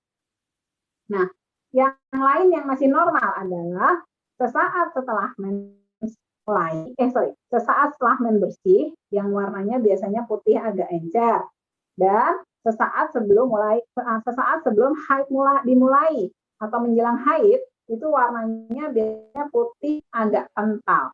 Tapi wajib dari semua masa itu tidak boleh ada yang sakit, tidak boleh ada yang berwarna, ya, tidak boleh ada yang gatal dan tidak berbau. Itu rumusnya. Yang membedakan normal atau tidak. Jadi yang gambar di sebelah kiri ini jelas yang nggak normal semua. Maka dia kayak putih bergumpal kayak susu basi gitu ya, maka dia berwarna ada coklat kemerahan alias bercampur darah, apakah dia gatal, kemudian gatal banget gitu ya, dan yang terakhir warnanya agak-agak kuning kehijauan, nah itu pasti yang udah jelas nggak normal. Slide. Ya, sebelum saya ke sini, terkait dengan keputihan, yang saya ingatkan adalah tolong biasakan Ananda Putri ini ya, terutama memilih bercelana dalam dengan baik. Jadi zaman now ini kan anak-anak suka yang lucu-lucu ya, kadang-kadang tolong ajarkan, yang penting bukan cadar lucu, tapi bahannya apa. Nah itu ya, mulai harus sudah dikenalkan sebetulnya bahan cadar apa yang sebaiknya dipakai oleh remaja putri. Saya tekankan ini karena kalau enggak, dia akan jatuh pada bolak-balik keputihan ternyata karena bahan cadangannya enggak benar. Ya, yang benar hanya satu ya Bun, full katun. Jadi kalau untuk aktivitas sehari-hari kayak diet sekolah atau aktivitas harian, pastikan full katun setiap 3 atau 4 jam. Kalau memang dia banyak aktivitas di luar tuh berkeringat, lembab dan sebagainya, tolong ganti. Jadi biasakan Ananda kita itu ke sekolah, jalan kemanapun, di tasnya ada bekas celana dalam minimal 1. Lalu hindari penggunaan panty. Ini untuk masalah keputihan ya. Boleh panty dipakai, panty liner. Sekali lagi adalah pada saat menstruasinya itu awal, jadi masih flek-flek. Atau pada saat menstruasinya sudah mulai mau beres, jadi di akhir. Itu aja kalau penggunaan panty yang dianjurkan. Lainnya nggak usah. Gitu. Nah, mengenai sexually transmitted disease, ini gimana ya? Mau saya nggak jelasin, kok kayaknya mending saya jelasin gitu ya, karena ini adalah hal-hal yang tidak enak terutama bagi kita kaum wanita terkait dengan menjaga kesehatan organ reproduksi kita gitu ya. Jadi sexually transmitted disease itu sangat digembar-gemborkan saat ini karena angkanya kayak di Amerika aja banyak bener gitu ya orang yang terkena penyakit infeksi yang menular lewat hubungan seks ya, sekitar 2,4 juta case, dan sebagian besar kalau di Amerika kasusnya chlamydia. Makanya kalau di Amerika orang hamil itu pasti dicek chlamydia-nya dari cek darah kalau di sana, walaupun dia mau cari dari kemaluannya sebetulnya ada nggak infeksi dari chlamydia. Berbagai sexually transmitted disease yang mungkin harus diketahui adalah perlindungan Ananda kita dari HPV, yaitu Human Papillomavirus, salah satu penyebab dari kanker serviks, yaitu tipe 16 dan 18, 51 dan 55. Kemudian yang bukan penyebab kanker serviks, tapi penyebab penyakit kutil kelamin, itu juga harus hati-hati. Kemudian HIV, herpes, chlamydia, gonorrhea, sifilis, ini semuanya gambarannya itu dimulai dengan adanya keputihan berwarna putih agak kental dan nyeri di daerah kemaluan, biasanya itu ya. Nah, kenapa menjadi sangat penting Bun? Karena begini, ketika kita mendapati ada seorang remaja putri yang pernah terkena penyakit menular seksual, ini efeknya bisa long lasting. Contoh, saya punya case waktu itu belum lama saya bekerja di Rumah Sakit Puri Cinere, seorang sebentar ya, mahasiswa deh ini kayaknya, karena umurnya 19 atau 20 tahun, tiba-tiba nyeri perut sangat hebat dengan demam, perutnya besar, intinya kami periksa adalah kista, ya. Begitu kami buka, kami operasi saat itu, kistanya itu lengket sekali, berisi nanah, dan kami terpaksa harus mengangkat satu indung telurnya karena memang sudah rusak parah. Saya tergelitik pada saat visit, ya, jadi kan lagi nggak ada ibunya, lagi nggak ada siapa-siapa, saya hanya bertanya, kamu pasti udah pernah kontak seksual? Aku bilang, kalau sama saya doang, akhirnya dia mengaku iya, dan aku bilang, jangan pernah kerjakan lagi, gitu, jujur aja, karena ini belum waktumu, kamu juga belum menikah, dan yang kedua, satu organmu ini sudah rusak karena free sexmu. Jadi kalau di remaja putra itu hampir nggak ada bekas, nggak pernah lama, dan ya udah selesai aja gitu. Tapi begitu infeksi menular seksual ini kena ke wanita, itu bisa merembet, Bun, naik. Walaupun kayaknya hubungan seks itu cuma sampai sini, ini nih bisa kalau emang prianya pas ada infeksi, dia ngerusaknya tuh naik sampai lahir, terus lagi merusak saluran, terus lagi sampai merusak indung telur. Nah, waktu itu remaja putri itu ada saya ambil satu di sini. Tapi, frankly speaking ya, rahim dan sebelahnya pun sebetulnya rusak. Makanya saya bilang, kalau bukan kuasa Allah, harusnya anak itu tidak akan pernah bisa hamil. Demikian parahnya penyakit-penyakit menular seksual, kalau itu terjadi pada remaja putri, itu boleh aku bilang secara kesehatan reproduksi ya, kurang. Gitu. Makanya kenalkan pada anak-anak kita, anak-anak kita, begitu dia sudah mens, tadi saya dengar di pertanyaannya, apa yang harus kami kerjakan? First quote-nya adalah, kamu nih harus sangat menjaga organ kemaluanmu, anytime kamu bisa hamil karena kamu sudah mendapat haid, dan jaga dari penyakit-penyakit kelamin yang bisa ditularkan oleh kaum pria di luar kamu, karena hanya selalu wanita yang menanggung efeknya, pria nggak pernah. Hampir nggak ada yang bahaya karena penularan seksual gitu, nggak. Jadi kena HIV, mau cewek mau cowok sama jeleknya. Tapi yang lain, mau HPV, mau herpes, mau chlamydia, mau gonore, sifilis, itu yang rusak agak-agak permanen di perempuan. Makanya, dan itu nggak kelihatan dari perut, nggak kelihatan juga dari liang kemaluan tadi. Begitu di USG, dalam, aduh, baru deh. Gitu ya. Jadi itu harus sangat kita tekankan, begitu remaja putri kita menjalani atau mengalami menstruasi. Konsekuensi ketika seorang wanita haid itu apa? Bagaimana menjaganya? Jangan sampai pernah terpapar penyakit karena hubungan seks di pernikahan karena efeknya permanen. Mungkin itu kita tekankan. Nah, ini nggak apa-apa toh, bunda-bunda, teman-teman sekalian lihat-lihat sedikit yang namanya chlamydia itu kayak apa penampilannya ya. Bunda, teman-teman sekalian nggak bisa lihat dari luar sih, jujur aja, keputihan yang model gini ini kami yang tahu. Karena kalau udah keluar nyeploknya ke celana, beda. Gitu ya, jadi pasti nggak bisa kelihatan sih. Putih-putih kental, dikit gitu. Nah, kalau yang sebelah kanan, ini bukan chlamydia, ini khas penyakit herpes. Herpes yang mengenai kemaluan, namanya HSV2. Kalau ini terjadi diapain ya? Dikasih obat sih anti herpesnya ya, antivirus. Tapi nanti biasanya sembuh totally gitu ya. Herpes jarang berhubungan dengan kemandulan pada dasarnya, namun sering harus diperhatikan kalau menjelang hamil dan hamil, karena kalau kondisi masih aktif gini biasanya tidak akan diizinkan mencoba normal delivery atau persona normal. Slide. Nah, ini tadi saya bilang, infeksi oleh human papillomavirus atau HPV ya. HPV ini ada yang bikin seperti ini, yang saya kenalkan di pubertas, ada yang kayak begini nih, karena ini penyakit kutil kelamin yang sebelah kanan, ini ceritanya pada bibir kemaluan yang harusnya rapih ya, tadi saya kasih contoh di depan, ini jadi kayak banyak gerenjel gitu ya.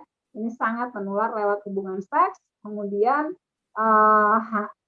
terapinya bisa mulai dari operasi atau diberikan obat untuk merontokkan dari luar ya, jadi tidak harus sampai tindakan operasi. Ada 2 slide. Nah, ini Bun yang pengen saya kenalkan terkait dengan perubahan psikologis pada fase remaja Gen Z ya. Kita ini betul ya, Maaf ya, di sini kecil banget. Ya, kayaknya generasi anak-anak kita zaman now yang sekarang nih, terutama anak saya aja mungkin ya hampir generasi ini juga ya. Gen Z ini generasi yang benar-benar sangat keep in touch dengan gadget ya. Jadi apa-apa dia lihatnya ke gadget.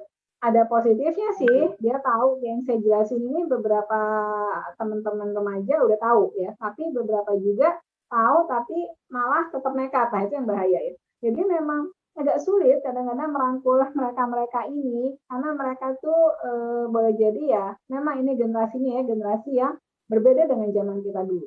Memang kita dulu kalau kita mengalami sesuatu atau belum mengalami sesuatu terus dikasih tahu kita cenderung maunya jaga-jaga gimana caranya, kemudian nggak pembuktianan deh gitu ya istilahnya ya, tapi lebih ke dan tanda petik lebih nerima lah ya. Nah begitu generasi yang sekarang kita boleh sama-sama lihat mereka nggak suka dengan diktator. Mereka lebih senang dengan discuss.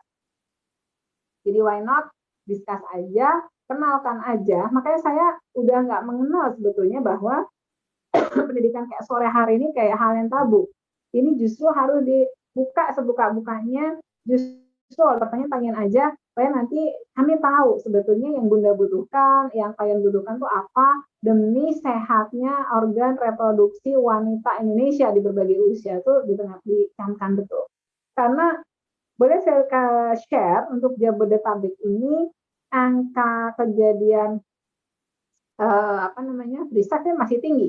Sebagai contoh di awal tahun 2009, 2010 aja saya masuk Jakarta, ini saya sudah ketemu tuh sama kasus sodomi, ya. Dan itu datang ke sini loh, ke rumah sakit loh ya, dengan diantar ibunya dan saya juga heran, apa enaknya ya kamu tuh disodomi gitu, dengan jelas-jelas di sekolah, dengan sadar tanpa paksaan. Yang datang ke saya kan remaja putrinya. Jadi memang ada something yang kayaknya memang harus betul-betul kita ulas ya supaya remaja-remaja putri ini aman dari penyelewengan atau penyimpangan-penyimpangan ada di masyarakat.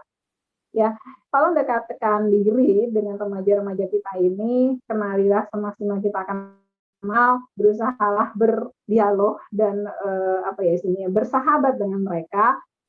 Kadang-kadang pasti banyak nggak cocoknya sih apa pandangan kita atau apa pandangan mereka, tapi demi memasuki era-era mood swing nih ya, pubertas itu kan mood swing, wah isinya ngambekan ya, kecewaan, dikit-dikit marah. Nah itu kita harus mengenali anak kita masing-masing sehingga nanti akhirnya kita akan bisa masuk ke fase dia nyaman, kita juga nyaman ya. Walaupun saya tahu memang PR nih, saya juga punya 2 remaja, 1 putri 1 putra yang ya beginilah gitu kan kondisinya ya. Jadi kadang-kadang kita ya mau nggak mau, oke kita terjun kembali di era yang sangat-sangat berbeda dengan era kita dulu. Kita dulu mungkin masih gen X atau gen Y ini ya. Mungkin sebagian kita adalah gen milenial gitu ya, lain lagi. Tapi gen Z ini lebih seru lagi gitu ya. Bahkan yang baru aja nggak usah gen A yang sekarang. Nah ini nggak tahu nanti ke depannya kayak apa lagi. Yang jelas, yuk pengetahuan tentang kesehatan reproduksi yang saya sampaikan ini nggak pernah berubah. Yang berubah adalah suasana sosial budayanya. Ya, dan bukan suasana siapa generasi yang mendapatinya. Nah itu yang berbeda. Makanya mari kita sama-sama ya. Kalau ada diperlukan diskus tentang dan kesehatan reproduksi yang tidak memungkinkan hanya ngobrol antara bunda ayah dengan anak putrinya, ya why not? Kadang-kadang saya atau psikolog itu akan menjadi teman curhat atau teman ngobrol sekaligus pemeriksaan yang jadi jembatan antara bunda ayah dengan remaja putrinya. Slide. Jadi apa kesimpulan dari yang harus saya sampaikan di sore hari ini? Slide. Ini kita udah sampai yang terakhir. Slide. Biasakan tanya dan diskusi dengan ahlinya. Jangan sama TikTok terus ya. Jangan nonton TikTok merajalela ya. Reels TikTok merajalela. Saya punten belum sempat banyak membuat reels atau TikTok terkait dengan cash pro remaja putri ya, tapi coming soon deh, saya tergugah nih karena beberapa kali saya diajak bicara dengan para remaja putri, baik remajanya ngajak saya atau kayak gini, ortunya ngajak saya. Slide. Ini TikTok sama reels kayaknya saya harus tenang gitu ya, karena mereka semua lebih percaya TikTok sama reels daripada sama seorang dokter bicara. Nah itu udah harus terima lah dokter zaman now bahwa kita tidak ditunggu untuk event seperti sore hari ini, tapi kita ditunggu untuk mana dong dok TikToknya, mana dong reelsnya gitu. Baru mungkin pada mau denger ya. Jadi yang penting adalah kenali ya Bun, tanda-tanda pubertas dan pastikan udah sempurna atau belum. Sekali lagi, kesempurnaan pubertas pada wanita, remaja putri adalah pertumbuhan payudara, rambut, haid. Pada remaja putra, pertumbuhan rambut, kemudian perubahan suara, dan diakhiri dengan mimpi basah ya pada remaja putra. Kenali organ reproduksi, dalam hal ini wanita ya, remaja putri ya, dengan gambar-gambar saya tadi. Kalau sampai rajin, suka ngacain, ngerasa ada yang nggak beres, boleh disampaikan, nggak perlu nunggu ada keluhan dulu, baru disampaikan gitu ya. Apalagi bagi yang telat-telat mens, atau yang belum mens sampai usia 17 tahun ke atas, nanti kayaknya harus punya awareness dan harus punya keberanian juga, atau kayaknya aku harus periksa deh, nah gitu. Yang ketiga adalah pastikan ya, memang siklus haid ini udah teratur belum sih gitu ya. Kalau belum teratur, masih normal nggak ya untuk umur sekian? Tadi saya batasin 17 tahun ya. 17 tahun ke atas jelas harus teratur, normal, nggak terlalu banyak, nggak terlalu sedikit, ini seperti itu. Tadi kita sudah bahas berbagai keluhan yang muncul pada masa pubertas, sudah kita bahas ya, mulai jerawat, berat badan, kemudian siklus haid yang ngaco ya, kemudian berat badan, jerawat, nyeri haid ya, tadi untuk wanita seringnya seperti itu, dan diakhiri dengan yang paling sering terjadi dari remaja laki dan remaja putra putri adalah mood swing ya, atau perubahan psikologinya yang sering mendampingi remaja-remaja ini. Hati-hati menjaga organ reproduksi yang akan mudah rusak dengan infeksi menular seksual, disepakatkan betul untuk para remaja putri. Beradaptasi dengan masa pubertas dan mengisi masa pubertas dengan hal yang bermanfaat, supaya kalau zaman now istilahnya sehat fisik, sehat mental ya. Zaman now tuh anak-anak udah bicara, gue kayaknya nggak sehat mental gue deh gitu. Kalau zaman dulu mana ada Bun kita yang mikirin gue sehat mental nggak ya, yang ada kita happy, enjoy, main tak umpet, main jarang ya anak zaman now, apalagi begitu pandemi, mereka semua mikir gue nih mentalnya sehat nggak sih gitu. Padahal ya perasaan nggak ngapa-ngapain, tapi itu menurut beberapa dari mereka beropini bahwa gue nggak sehat mental deh. Jadi kesalahan mental tuh sekarang kayaknya diagung-agungkan. Mudah-mudahan tidak menjadi suatu kendala ya, tapi melengkapi aja deh. Pokoknya kalau kita ngerasa udah nggak balance, terus gue mau ngapain? Yang penting kan itu. Karena kan memang kita akan selalu berhadapan dengan problem. Nggak mungkin kita hidup nggak ada problem, ya kan? Nah itu kita tekankan pada anak-anak kita. Ya, pada akhirnya saya harus bicara bahwa pubertas itu sebetulnya ada jembatan antara masa anak-anak dengan masa dewasa ya.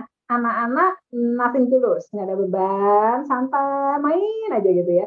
Terus nanti bentar lagi Anda kalau mau dewasa, Anda akan masuk fase-fase yang lo ada tanggung jawab, lo ada beban yang harus lo kerjain, lo beresin ya. Kemudian di antara waktu yang sangat penting inilah akan jadi gejala-gejala baik fisik ataupun psikis yang terjadi pada saat pubertas, diawali dengan tadi ya pre-puberty, pubertas banget sampai sesaat setelah pubertas itu terjadi, tapi belum dewasa juga. Ini istilahnya umur nanggung lah ya Bun kalau kita bilang. Sehingga jangan ragu untuk mencari tempat curhat, saya bilang. Tempat curhat itu nanti lucu Bun, bisa macam-macam.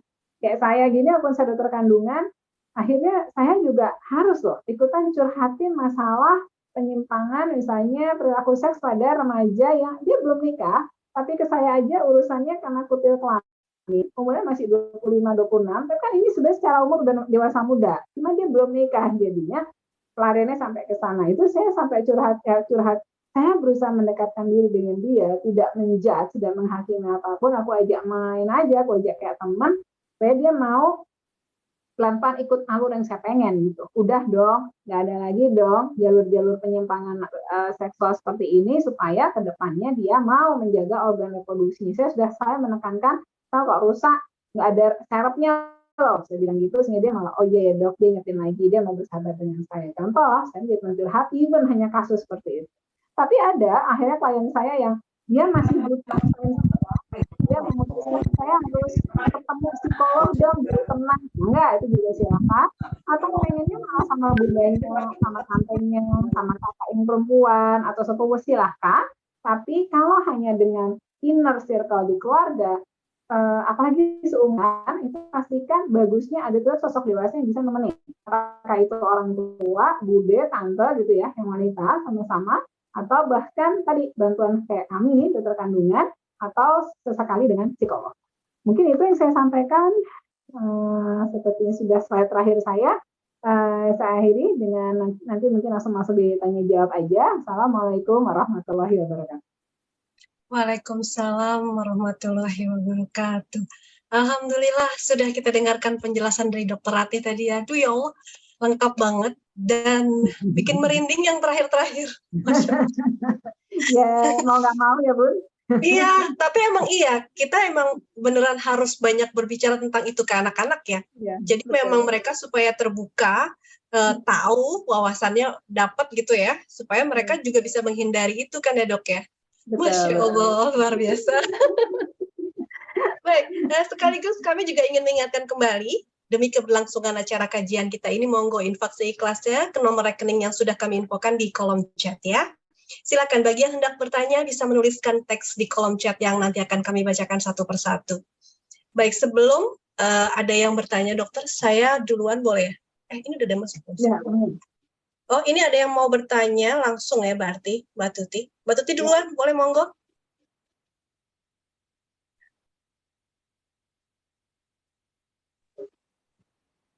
Assalamualaikum, Dokter Ratih. Waalaikumsalam, Ibu Tuti. Dokter mau bertanya, kalau misalnya anak yang usianya 18 tahun, mensnya masih belum teratur, masih 2 bulan atau 3 bulan sekali, apakah itu sudah harus diperiksakan ke dokter atau masih normal, dokter? Ya. Tapi dari awal dia seperti itu. Ya, karena ini sudah masuk 18 tahun sih, sebaiknya sudah diperiksakan, Bun. Karena tadi seperti saya bilang, batas waktu kita adalah 17, masuk 18 lah ya.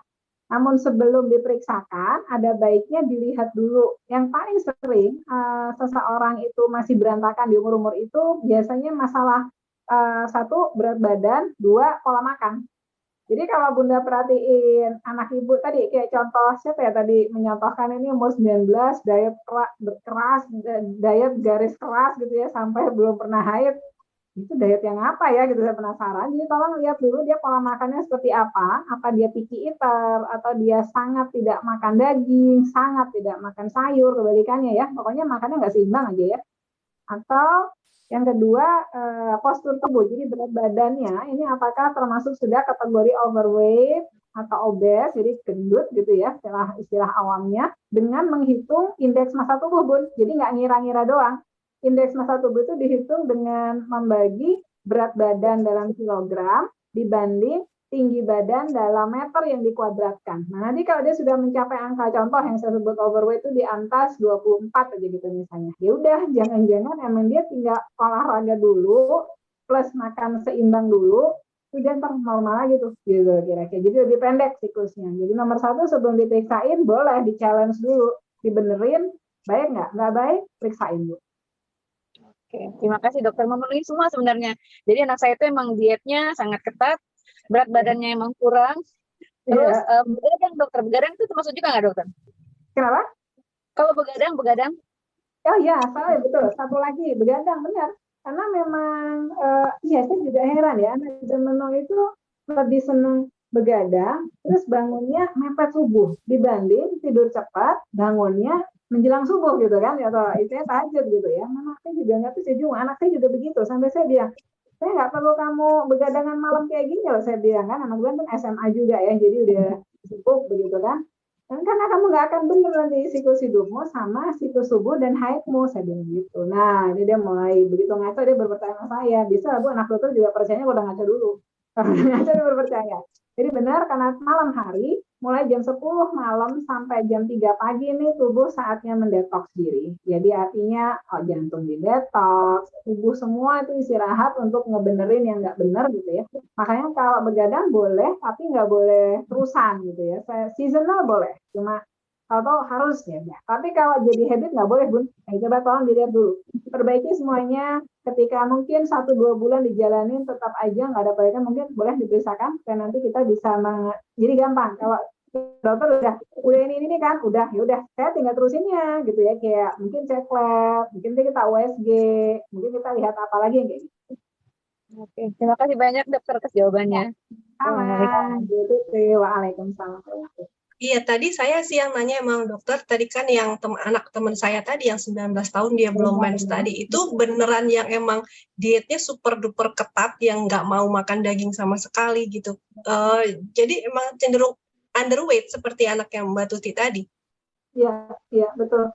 Saya nggak tahu kenapa ini kayaknya kalau saya hubungkan itu dengan era K-pop ya kayaknya ya. Anak saya pun itu saya sampai pernah ketawa, bahkan cuma perbedaan sentimeter lingkar pinggang itu make sense banget buat anak perempuan zaman now. Ya kalau zaman kita kan mana ada yang ukur lingkar pinggang gitu ya. Tapi Nggak mikir. zaman now ini ya kalau kita kan dulu prinsipnya nggak gemoy-gemoy amat gitu ya, udah senang Iya. yang penting teratur sehat kan gitu. Nah anak zaman now ini kan mungkin ya inilah ya gitu kayaknya trending banget gitu K-popers yang perempuan ya. Jadi saya memang tidak pernah melihat K-popers yang badannya gede, semuanya tipis-tipis saya bilang. Saya suka bercandain juga pada anak saya. Kamu kalau lihat bukan masalah lingkar pinggangnya itu mensnya teratur apa enggak. Oh mensnya enggak teratur tuh enggak ada gunanya lingkar pinggangnya segitu saya bilang gitu. Dia mikir. Jadi ya namanya terkandungan ya Bun, edukasinya ya mau nggak mau nyerempet-nyerempet harus lihat ini apa sih anak kok ngumpul lingkar pinggang, ternyata K-popper ini, seksi penyanyi ini lingkarnya sekian, itu lingkarnya sekian, itu diukurin beneran pakai meter itu tiap berapa hari. Nah, ini mungkin sama problemnya. Jadi ada suatu kiblat pengen ala siapa penyanyinya. Jadi dia ukur terus, belum segitu, belum itu. Dia nggak mikir, ganggunya ke haid. Ya, Jangka panjangnya ya. Betul, Baik, betul. dokter. Ini materi presentasinya boleh di-share ya? Enggak, silakan aja kalau memang demi apa ya informasi, karena ini kan pendampingan ke Ananda kan, takutnya kan lupa-lupa nyampaikannya apa. Jadi biar menjadi bekal Bunda sekalian, sebelum ke dokter paling enggak rambu-rambunya udah ada. Kebanyakan ke saya itu kadang-kadang kecepatan sih. Jadi kayak anak umur berapa ya? 11 tahun. Baru dapat haid umur 11 tahun. Ke saya, kenapa Bu belum teratur? Ya iyalah belum teratur. Iya, betul. Oke, kemudian pertanyaan selanjutnya dari Mbak Ira. Penggunaan panty liner itu nggak boleh ya dok? Karena anak saya justru malah merasa nyaman ketika menggunakan panty liner. Ya, itulah memang yang terjadi di remaja zaman now. Memang nggak mau repot lah intinya gitu. Tolong tidak dianjurkan kembali pada remaja putrinya Bun, karena memang satu karena panty itu lembab, begitu lembab keputihan yang disebabkan oleh karena jamur udah ngintip itu biasanya. Tadi yang dibilang itu udah ngintip. Jadi mendingan bukan dilarang pakai panty, boleh, tapi bukan pada saat daily, sehari-hari pakai enggak.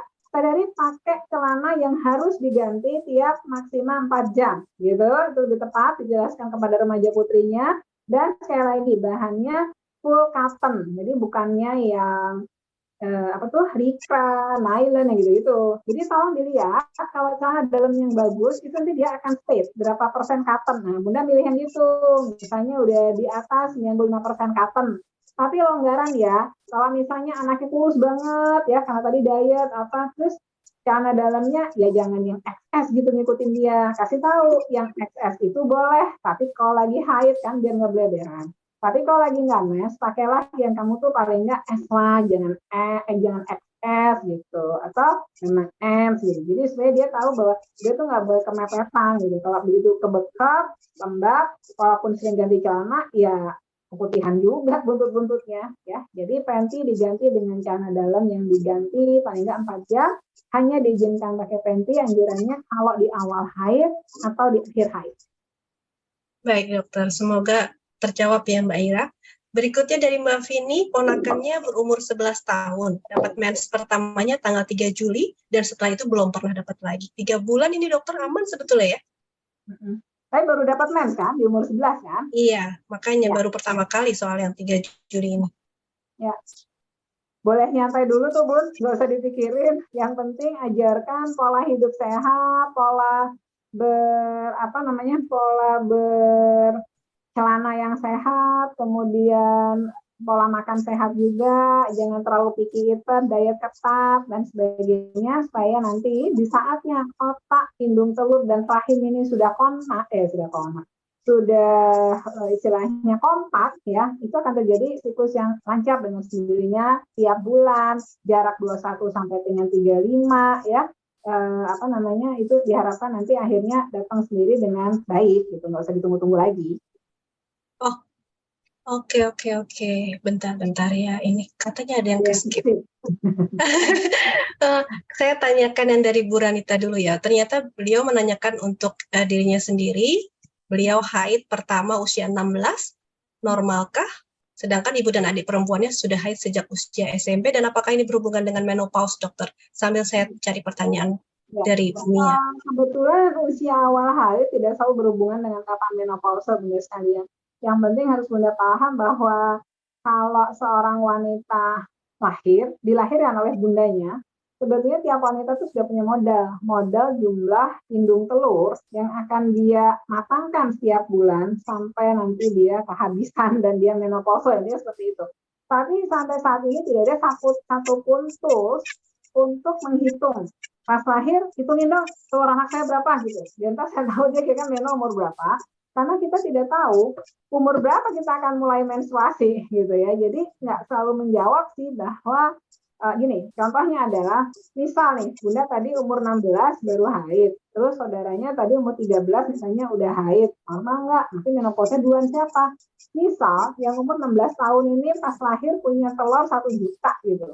Terus yang 13 tahun udah haid, misalnya punya telur 750.000 gitu. Ya pastilah yang awal ini kira-kira nanti menopause duluan, ya kan? Coba saya balik. Yang awal punya telur yang 13 tahun telurnya 1 juta. Yang 16 tahun telur 750.000. Ya mungkin yang 16 tahun kan yang akan menopause duluan gitu. Jadi kita tidak pernah berpatokan pada kapan mulai haid akan berhubungan dengan kapan mulai menopause. Baik. Ya, ini Bu Mia, maaf ya pertanyaannya kelewatan, benar ternyata. Saya bacakan ya Bu Mia. Jadi anaknya berusia 13 tahun, sering kram perut saat hari pertama haid, dan alhamdulillahnya itu membaik dengan minum pereda nyeri. Bagaimana dokter ini kalau diminum tiap bulan? Umur 13 tahun ya? Iya. Mudah-mudahan ada informasi juga tentang kapan mulai haid, tapi nggak apa-apa sih. Jadi gini Bun, terkait dengan nyeri haid aja ya, saya ulang lagi. Ini obatnya mefenamic acid 500 mg. Jadi gini, nyeri haid itu harus dibagi dua. Ada nyeri haid yang normal, ada nyeri haid yang memang karena penyakit. Yang tadi saya sebut, itu kebanyakan yang karena penyakit.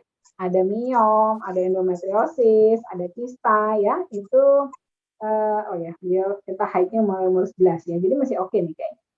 Tapi ada juga yang normal. Yang normal itu apa?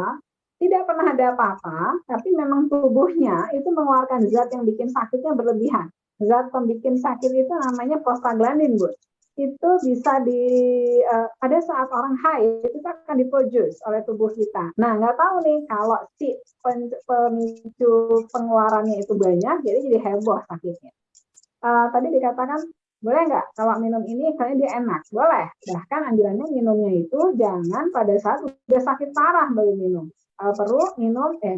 Baru keluar atau dikit aja, belum terlalu sakit, udah minum, jadi nggak sempat sakit yang hebat, kan langsung diredam sama obatnya. Silakan, tidak akan membuat ketagihan, ketergantungan atau apapun.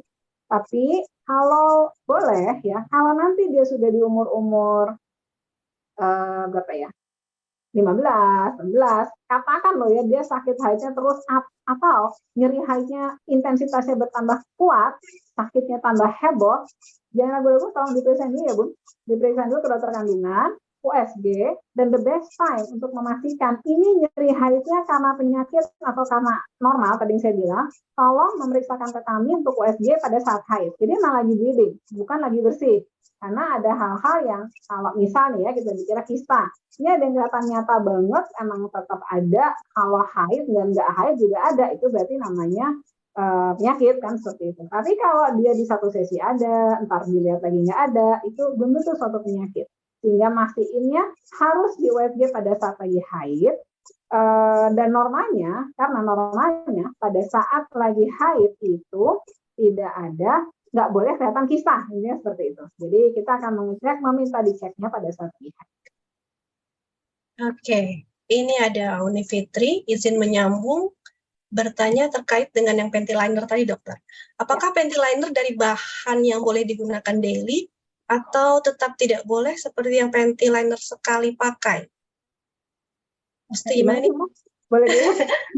saya juga jadi baca jadi bingung. Oh gini, dari bahan. Sorry. Jadi kan panty liner itu ada yang dari bahan, dokter. Ya kan? Dari bahan. Yang apa namanya bukan panty ya, kita dari kain maksudnya. Dari bahan kain gitu. Atau justru yang bolehnya tuh yang pakai yang sekali pakai yang biasa kita beli itu, Dok. Oh gini, maksudnya pembalut kan sebetulnya kalau yang kalau yang dari kain itu. Ya. Kalau berbahan kain pada dasarnya mangga-mangga aja, Bun. Karena yang berbahan kain tuh kayak celana dalam doang gitu. Tapi tetap gantinya itu lo harus mengganti ini begitu. Ya. Kalau mau yang berbahan kain alias yang reusable. Karena masih juga tahu sekarang ada pembalut juga yang dari kain ya untuk mengurangi penggunaan pembalut kan ya. Cuma memang kayaknya bakal tetap tembus deh kalau pas mensnya banyak tuh pembalut-pembalut kain itu ya. Jadi silakan kalau mau mencoba panty yang bersifat dari bahan-bahan kain itu. Cuma tetap begitu pakainya yang itu ya kan artinya tiap 4 jam sekali harus diganti gitu kan kira-kira. Nah, itu yang harus dipahami. Oke, baik. Tadi Mbak Mia juga nanya lagi yang obatnya nggak apa-apa ya mefenamic yang 500 dari dokter? Nggak apa-apa, selama itu sudah membantu nggak apa-apa. Kan cuma dipakainya sesaat doang, paling hari pertama atau maksimal hari kedua. Oke. Saya dulu juga soalnya kayak gitu, Dok. Jadi kan rahim saya mademnya kebalik. Jadi emang minum obat. Tapi alhamdulillah sudah punya buntut kan? 3, alhamdulillah. Alhamdulillah. Ini dari Ibu Anggi. Terkait tidak bolehnya memakai panty liner saat tidak haid, kan daerah V kita itu kan hanya kena kain celananya. Sorry, saya malah keklik. Hanya kain celana dalam dan kain baju. Jadi kalau duduk di kursi publik atau di rumput yang lembab, jadi menurut dia tuh justru panty liners itu justru menghalangi dari kalau duduk di tempat-tempat yang umum gitu, dokter. Kan jadi malah aman dari orang yang berpenyakit. Nggak juga. Masalahnya selama bahan panty itu kalau diperhatiin soalnya apa ya, anget gitu loh, Bun. Beda sama bahan celana. Dan pasti kalau panty kan nggak mungkin pakainya longgar kan, pasti strut gitu kan, lebih ketat.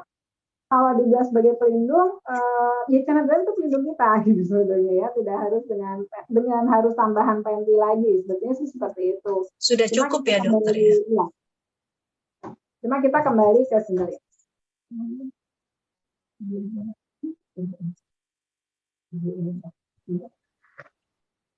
Tapi kembali kalau memang mungkin karena nggak biasa sih menurut saya ini kalau sudah nanyanya panty-nya kayaknya harus banget ya gini deh, bertahap aja dikurangin. Kalau bagi pengguna panty yang jalur lumayan ini mungkin bertahap saja dikurangi pemakaiannya dan bandingkan kayak apa hasilnya. Karena memang kalau nggak biasa, ya rasanya selalu risih, basah mulu, harus ganti mulu, kan seperti itu. Cuma kalau misalnya udah biasa, akhirnya kan enak kok. Kita kan tahu, oh emang ini jam saya harus ganti celana. Oke. Ini tadi ada dari pertanyaan. Ini Mbak Anggi bilang kalau bahannya bagus dan tidak lembab, jadi nggak apa-apa ya, Dok? Kenapa, Bun? Kalau bahannya bagus dan tidak lembab, jadi nggak apa-apa ya, Dok? Panty ya? Bahannya celana atau bahannya panty nih Mbak Anggi? Panty sih bahannya standar semua. Kalau ya. celana itu maksudnya akhirnya bahannya panty, Dok. Panty. Oke, kalau akhirnya panty yang dimaksud ini reusable panty atau celana, bahannya celana itu sama dengan celana sih sebenarnya. Oke. Baik, dari Bu Widya, bagaimana sih orang tua sebaiknya menyikapi pengaruh dari masa pubertas ke anak-anak? Dari masa anak-anak ke masa pubertas berarti ini ya? Ya, yang pertama kalau menurut saya, kita nih harus kayak spy. Jadi kayak kenalin dikit-dikit, ini ada yang berubah nggak sih di anak kita? Kayak terutama putri ya, karena kita kan concern dengan remaja putri dulu nih misalnya ya. Oh, dia udah mulai malu-malu dilihat organ dalamnya nih, biasanya dia dadanya, dia ketiaknya, gitunya. Berarti biasanya ada yang berubah. Itu kita kenalin tuh, oh jadinya ada yang berubah. Suatu saat ketangkep gitu, oh bener nih dia udah bulu, gue udah siap-siap nih ya, siap-siap berapa saat lagi mungkin dia haid. Nah, disitulah sebetulnya mulai. Nah, kalau udah pernah ikut kelas kayak begini nih, harusnya, wah udah mulai nih, payudara nongol-nongol, dulu ada. Nah, Kalau suatu saat nanti ada yang keluar, nah udah mulai tuh masukin ilmunya. Udah kenal. Jadi kalau haid, bla bla bla dan seterusnya, mungkin kamu kram, mungkin kamu ini. Nah, termasuk yang saya ingatkan terkait dengan masalah haid ya, Bun. Nyeri haid ini ternyata juga banyak berhubungan dengan magernya anak zaman now. Jadi kalau Bunda lihat kok ini remaja putrinya sampai jungkir balik mulu, coba lihat. Biasanya sih pada malas olahraga. Nah, kalau iya kerjain dulu sebelum harus ke dokter. Jangan-jangan cuma karena mager. Kalau dicoba, udah olahraganya rajin, makannya bagus, tetap nyeri haid, bolehlah tuh diperiksakan. Jangan lupa pada saat lagi haid. Jadi kita udah kenalin nih sama anak kita. Ntar kalau dengan melihat tanda-tanda itu ya, kalau mulai haid, gini-gini loh, kamu akan mengalami bla bla bla. Artinya konsekuensinya dijelasin semua, termasuk berarti kamu sudah bertanggung jawab sama apa yang kamu kerjakan. Kamu akan kena istilahnya menanggung dosamu sendiri kalau misalnya kan ya. Dari segi agama pelan-pelan masukkan. Secara menstruasi kayak apa yang harus dia perbuat. Nanti kalau kamu cara bersihinnya apanya itu juga mulai dikenalkan. Menjaga gimana ngebuang pembalut, membersihkan itu juga mau dikenalkan. Jadi nanti dia pas jerang gitu nggak kaget sendiri, bingung software itu kayak apa, pembalut seperti apa, itu sudah mau dikenalkan dulu. Termasuk tadi ya dari segi agama kenalkan indikasinya akan mulai ada begitu seorang remaja haid ya, apa aja, termasuk yang paling penting sih tanggung jawab dan mulai menanggung dosa itu penting banget dosa untuk dikenalkan. Supaya nanti dia kan mau pakai dunia mood swing ya, jadi mulai zaman now tuh baperan gitu ya, terus kemudian gitu. Jadi kalau yang mudia kebangetan ingetin kamu udah mulai ada istilahnya penghitungan loh kalau kamu udah mulai haid. Jadi justru jangan tonjolin mood swing sama baperannya, tapi yuk gimana kamu biar nggak nemu kita ngapain, misalnya seperti itu.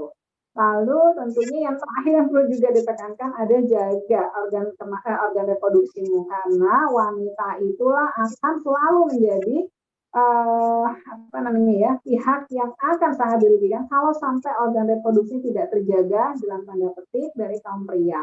Karena begitu kamu mulai haid, bilang aja memang anytime. Kalau kamu ketemu pria dan sampai terjadi hal yang belum sepantas yang kamu kerjakan, itu bisa jadi kehamilan loh, walaupun kamu baru 12 tahun, walaupun kamu baru 13 tahun gitu. Dan itu kan itu akan menghancurkan seluruh masa depan ya, artinya kan mungkin tidak bisa lanjut sekolah atau sekolah tapi banyak beban dan sebagainya. Jadi itu pelan-pelan mohon dikenalkan tapi disesuaikan ya dengan kondisi remaja putrinya. Karena ada yang diceritain all out, oke, habis diceritain all out, mami lebay, mami apa, nah jadi tolong disesuaikan. Karena saya nggak bisa tahu kondisi fisik dan psikis dari masing-masing remaja putri ini yang sangat berbeda.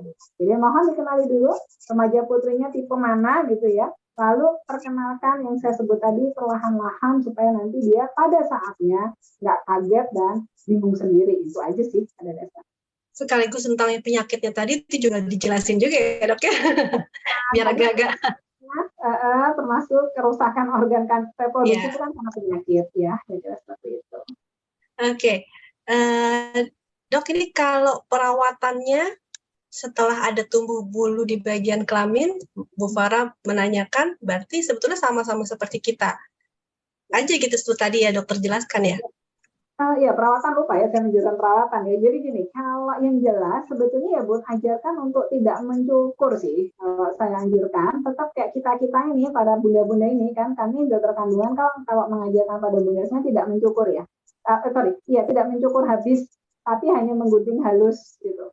Cuma memang kebanyakan remaja putri kayaknya nggak bisa. Jadi memilih ya sudah biarin aja gitu ya. Jadi artinya mungkin nanti later on baru dijelasin kan lebih lanjut begitu dia udah masuk dewasa muda atau sudah menjelang menikah, itu mungkin ditekankan kembali ya, jangan kayak hutan belantara juga kali gitu ya, kalau nanti bulumu termasuk tebal. Nah ini caranya, karena kan mungkin nanti kalau dia sudah mulai berumah tangga kan akan ada masuk fase melayani suami kan, beda lagi. Kalau sekarang yang penting dia tahu better nggak nyukur ya, tapi gunting gitu. Hanya dikenakan itu aja dulu, baik di ketiak ataupun di area kemaluan. Oke. Ada pertanyaan lagi dari Bu Tuti. Apabila di awal masa haid ada reaksi gatal saat menggunakan pembalut, apa yang harus dilakukan? Apakah mengoleskan minyak kelapa atau baby oil diperbolehkan? Kalau apa Bu? Maaf. Kalau pertama kali pakai pembalut ini tadi gatal, jadi apakah boleh dioleskan minyak kelapa, baby oil gitu supaya mencegah gatal-gatalnya? Dilihat dulu Bu, saran saya nih untuk urusan gatal-menggatal ini. Karena kalau ngasih oles-oles aja padahal nggak perlu juga, kan bisa ya gatal itu cuma rasa, tapi saya nggak ada apa-apa. Tapi bisa juga memang rasa, terus dia cek emang merah, alias apa? Iritasi kan gitu. Kalau iritasi kayaknya obatnya bukan minyak-minyakan deh Bu. Nanti kalau apa namanya? Kalau misalnya ditambah obat apa salah-salahan tuh bisa minyak-minyakan tuh takutnya tambah iritasi. Ada obatnya maksudnya Bu kalau emang iritasi gitu. Jadi kita kasih namanya anti steroid ya, anti salep tapi steroid biar nggak gatal, biar nggak merah memang gitu. Tapi berarti clue-nya adalah mungkin kalau sampai merah loh ya, ganti pembalutnya. Kan ada emang nggak tahan pakai X, jadi dia ganti pakai Y. Gitu. Saya anjurkan sih untuk awalan para remaja putri yang mau pakai pembalut, kalau nggak pakai pembalut kain alias yang kayak celana reusable itu, satu lagi boleh dicoba mungkin pembalut-pembalut yang herbal ya, kayak itu zaman dulu tuh Hibis, Afail, beberapa merek yang dia bilangnya emang herbal. Jadi lebih tipis ya biasanya, nggak setebal pembalut-pembalut yang banyak di pasaran di supermarket. Oke, baik dok. Semoga puas dengan jawabannya ya Bu Tuti ya. Ini mau dilanjutkan lagi, pasti banyak banget pertanyaan. Kalau kuis dulu boleh nggak dok? Boleh. Dokter yang mengajukan pertanyaan, jadi nanti mereka pada bercepat-cepat menjawab gitu. Boleh. Berapa soal? Berapa soal? Satu dulu ya. Satu aja ya.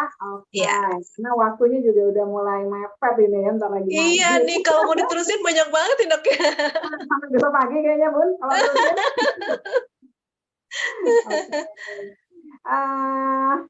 Karena saya concern sekali dengan masalah haid ya Bun, saya mau tahu siklus haid berapakah yang normal, paling pendek berapa, paling panjang berapa yang masih normal. Silakan. Bu Iva sudah menulis 28, silakan yang lain. Yang paling pendek sekaligus paling panjangnya. Ya, Bu Rania 2135. Berarti Bu Rania atau masih mau jawab lagi? Cepetan ya? Iya, cepet-cepetan. Sudah terjawab, Bu Rania berarti. Bu Rania berarti ya, dokter ya. Alhamdulillah. Ya. Ini penting banget, soalnya kalau keluar dari kelas saya nggak tahu siklus pendek atau panjang, saya pusing nanti apa yang diingat buat anaknya gitu ya. Nanti bingung. Iya, betul. Atau kamu normal apa enggak ya, anaknya bingung ya. Paling pendek 21, paling panjang 3. Oke. Oke, Bu Rania silahkan menghubungi kami untuk mendapatkan hadiahnya. Iya dokter, kalau dikasih waktu lagi masih boleh 5 menit nggak nih pertanyaannya? Boleh. 5 menit aja ya, soalnya nanti kalau nggak dikasih batas nanti tanya terus nih dok, gimana dok? Ini ada yang menanyakan Bu Desi tentang waxing, ada dampaknya untuk kesehatan dok? Ya, waxing itu Bun, sebetulnya sih kalau kita kembali ke prinsip waxing harusnya aman. Cuma yang perlu diingat, waxing itu kan mencabut sampai agak akar ya. Jadi akar rambutnya itu keangkat gitu. Apa yang paling bahaya? Kalau pas nggak kebetulan, saya bilangnya kalau pas nggak kebetulan. Apa yang paling pas nggak kebetulan? Jadi pas dicabut seakar-akarnya rambut, terus kan nganga tuh bekasnya. Nah, ada yang pas daya tahan tubuhnya nggak bagus, terus gampang infeksi karena nganga tuh ke muka. Kalau udah gitu, akhirnya apa Bun? Yang sering, maaf ya, kayak bisu-bisu gitu loh di tempat bekas waxingannya itu. Gitu. Jadi akhirnya ada terkandungan lagi, gitu kan? Jadi memang tidak bisa secara agama juga tidak disyariatkan waxing sepertinya ya di area kemaluan loh ya kita bicara. Itu maksudnya bulu-bulu kemaluan itu Allah ciptakan ada maksudnya. Bahkan itu sebelum saya belajar ya ternyata ya gitu. Ternyata bulu-bulu itu sama Bun kayak bulu hidung. Ini dianjurkan nggak dicabut-cabut loh ya. Bedanya bulu hidung menyaring kuman-kuman yang masuk lewat hidung. Kalau bulu kemaluan sama menjaga kelembaban area kemaluan supaya pH-nya terjaga tetap asam. Kan kita ini harus asam ya. Walaupun di dalam vagina kita juga ada bakteri normal, bakteri baik ya yang untuk menjaga pH di daerah kemaluan kita. Plus sama menghalau kalau ada kuman-kuman atau benda asin bakteri yang mau masuk. Jadi ada penghalangnya dulu. Makanya tidak dianjurkan mencukur habis hanya demi estetik atau demi apa deh ya. Jadi tetap ada cuma rambut tipis aja. Jadi memang dicukur dicukur halus istilahnya ya. Jadi bukan dikerok, bukan di waxing. Oke, ini tadi Bu Dian kan mendengar penjelasan dokter bahwa ketika sudah menstruasi kan tulang berhenti tumbuh ya. Nah, bagaimana caranya? Adakah cara untuk mengejar tinggi badan anak yang kurang tinggi setelah menstruasi? Nah, makanya kalau terlanjur udah menstruasi bukannya nggak mungkin tinggi, nggak mungkin nambah tinggi, tapi pasti udah sangat-sangat much slower dibanding orang yang belum menstruasi, gitu Bu. Jadi cara ngejarnya gimana? Ya tetap exercise gitu, tetap exercise. Tentu saja exercise-nya yang sifatnya adalah apa ya, istilah otot itu bisa otot dan tulang tuh diregangkan gitu ya. Apakah itu renang pilihannya, apakah itu basket gitu ya, yang memang dia mencari jarak tertentu gitu ya. Karena kalau misalnya kita bicara dia yoga, pilates, balet ya kayaknya sih susah tinggi. Jadi kita emang harus ngejar pakai aktivitas sportnya yang kayak gitu kalau masih pengen tinggi lagi gitu. Cuma yang jelas begitu mens biasanya udah nggak akan terlalu bisa heboh lagi. Sebelum mens anak cewek itu akan cepat gitu tumbuhnya. Begitu mens dia akan pelan-pelan sampai emang di satu titik udah stop gitu. Nggak melulu sih begitu mens nggak akan tumbuh, nggak, masih akan tumbuh Bu, cuma slower dibanding kalau pada saat sebelum mens, biasanya sih seperti itu. Oke, kalau membersihkan kemaluan saat mandi pada saat haid, apakah boleh dibersihkan menggunakan sabun atau hanya dibilas menggunakan air dok? Oh, tetap dengan sabun. Pada saat haid mandi ya maksudnya, tetap dengan sabun. Tetap dengan sabun, kan sabun tuh hanya area luar aja, nggak apa-apa, harus tetap dengan sabun, karena kan kadang beberannya kan ke kanan, ke kiri, ke belakang nggak karu-karuan, harus tetap dengan sabun, nggak apa-apa, karena kan kalau sabun benar-benar area luar aja, nggak masuk yang penting, kan nggak mungkin masuk juga kalau nggak dimasukin. Nggak mungkin dimasukin ya. Baik, iya dokter. Ini seperti tadi saya bilang, kalau diterusin terus bisa sampai pagi ya.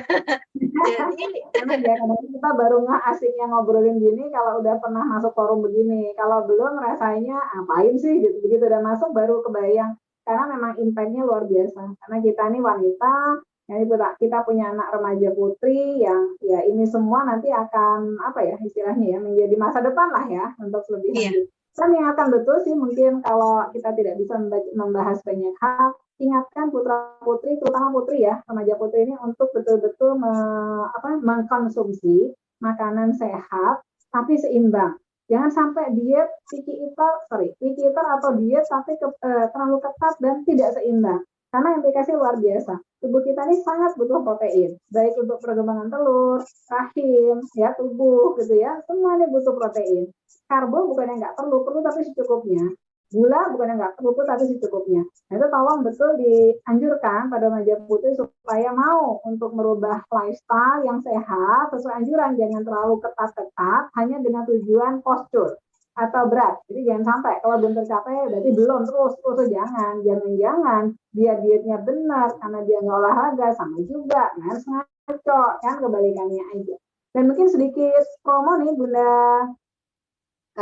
benar-benar semua. Kalau saya kan kebetulan juga ngebina IG edukasi ya, namanya mungkin makanya dari Salimah nih dan dari Azal ini kenalkan dari 4 bulan.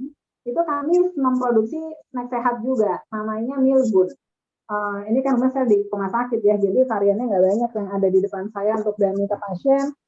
Contoh aja dari yang pada seneng diet nih, kayaknya cocok banget Bu, daripada cuma makan kayaknya gini, dia makan sok-sokan sama sekali nggak makan yang penting, terus dia bela-belain pokoknya biar kecil, lebih baik makannya harus kenyang, harus lengkap, karbo, protein, lemak, dan sayur dan buahnya. Yang penting ngatur cemilannya, karena zamannya banyak banget cemilan yang menggoda tapi nggak sehat. Kayak yang kami punya namanya Milbun, ada yang warna ungu, nih Granokis, ini bisa dicampur sama susu, jadi kayak sereal, kayak apa tuh, Coco Crunch seperti itu. Tapi ini isinya granola, kurma, kismis, jadi benar-benar sehat. Kami di sini nggak ada yang pakai tepung terigu, pakainya tepung almond, nggak pakai gula, pakainya madu, nggak pakai pengawet apapun juga. Ini contohnya cookies-cookiesnya namanya Milmon juga kita produk untuk ya ini contohnya untuk ibu hamil dan menyusui. Tapi sebetulnya siapapun yang pengen hidup lebih sehat, remaja putri pun sekalipun bisa. Apalagi ada satu brownies kami, saya nyebutnya vegan brownies ya, karena memang harusnya nggak bikin gemuk. Nah, jadi kalau mau ngatur tuh sebetulnya makannya seimbang, Ini siapa yang ngomong? Cemilan saya. Mbak Ega, camilan saya itu. Jadi makannya seimbang, cemilannya sehat, itu lebih benar. Harusnya lingkar perutnya oke, plusnya kurang tadi, olahraga. Jadi jangan paksa tubuh dengan diet ketat, tapi mager, terus gangguan haid. Mulailah dengan diet seimbang, olahraga, snack sehat, baru mungkin akan terjadi suatu pola haid yang kayak tadi kita jawab, 2135, tanpa nyeri, tanpa penyakit. Nanti pas dia masuk masa reproduksi di umur-umur 25, 26, insya Allah nggak lama menikah, amin. Kan kayak gitu ya, kita semua berharap. Pengennya seperti itu semua ya, insya Allah ya. Sehat rahimnya, insya Allah. Baik. Iya, jadi harus dijaganya dari sejak kecil memang. Dari remaja, betul banget. Makanya saya sangat eager, ayo dong remaja tuh sehat, biar karena mereka ini nantinya ujung tombak negara. Yang menghasilkan generasi selanjutnya nggak pernah para bapak, para bunda. Jadi artinya peran itu tidak pernah tergantikan. Jadi nggak pernah salah kita menyiapkan generasi muda lebih awal. Dan saya bahagia banget saya diajarnya beberapa kali nih sama anak SMP dan bundanya kayak gini. Jadi artinya biar saya racunnya dari awal. Kalau sekarang kan racunnya yang datang ke saya udah lanjut 28, 29. Kurang cepat saya ngeracuninnya. Udah terlalu senior gitu untuk ukuran kewanitaan kan. Nah kalau dari umur-umur 11, 13, 15 ini saya bisa menghimbau dan mereka senang dengan apa yang saya ajarkan atau saya sharingkan, itu lebih berharga buat saya. Karena kira-kira nanti di umur-umur dia pantas untuk bereproduksi, dia udah siap. Gitu. Iya, dan alhamdulillahnya di Azhari ini ada namanya keputrian.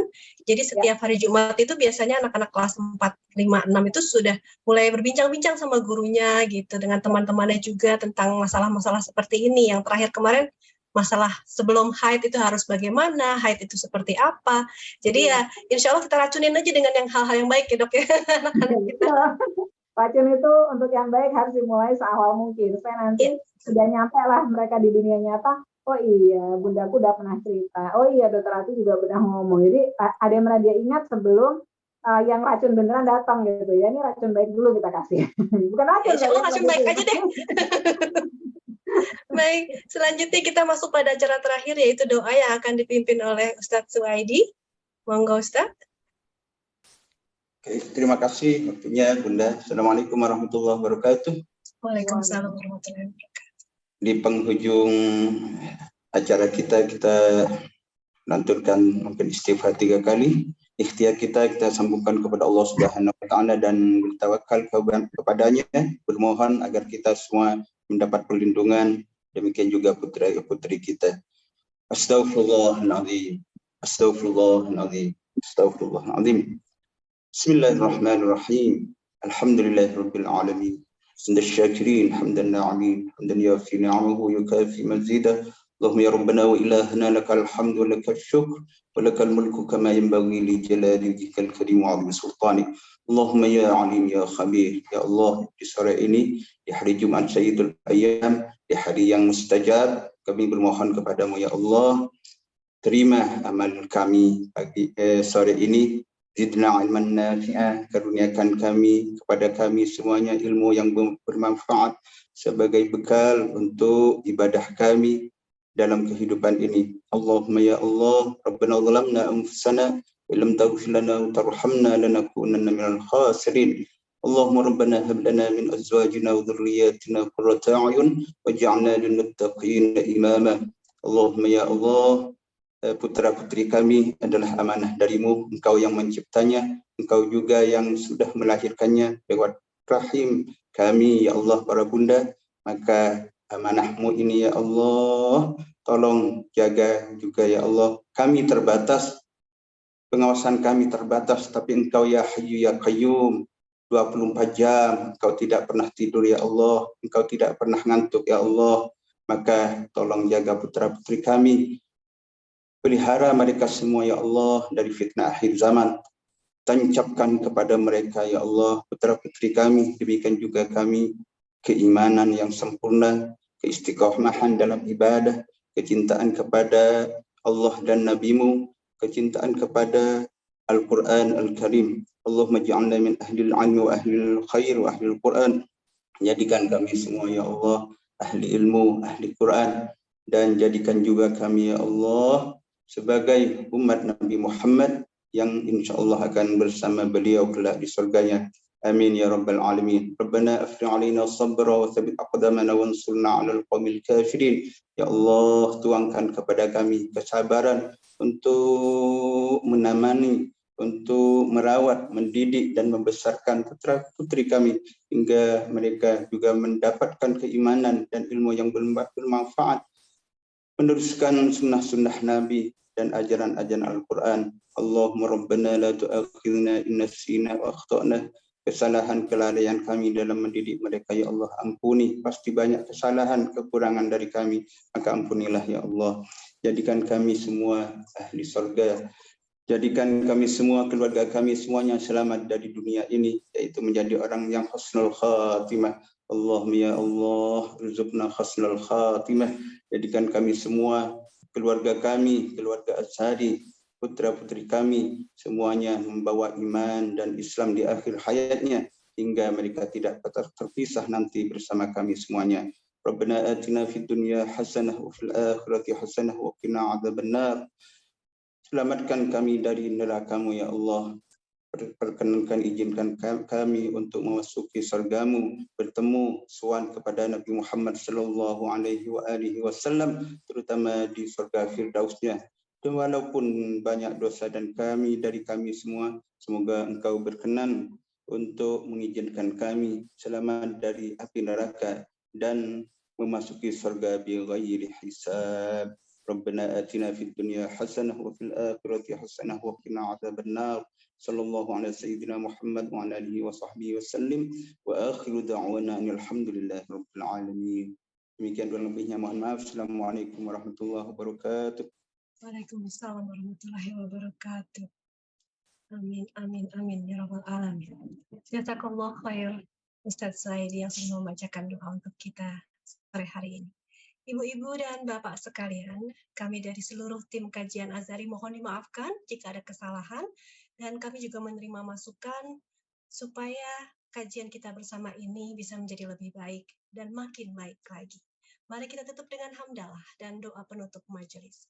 Subhanakallahumma wa bihamdika ashhadu alla ilaha illa anta astaghfiruka wa atubu ilaik. Terima kasih Dr. Ati.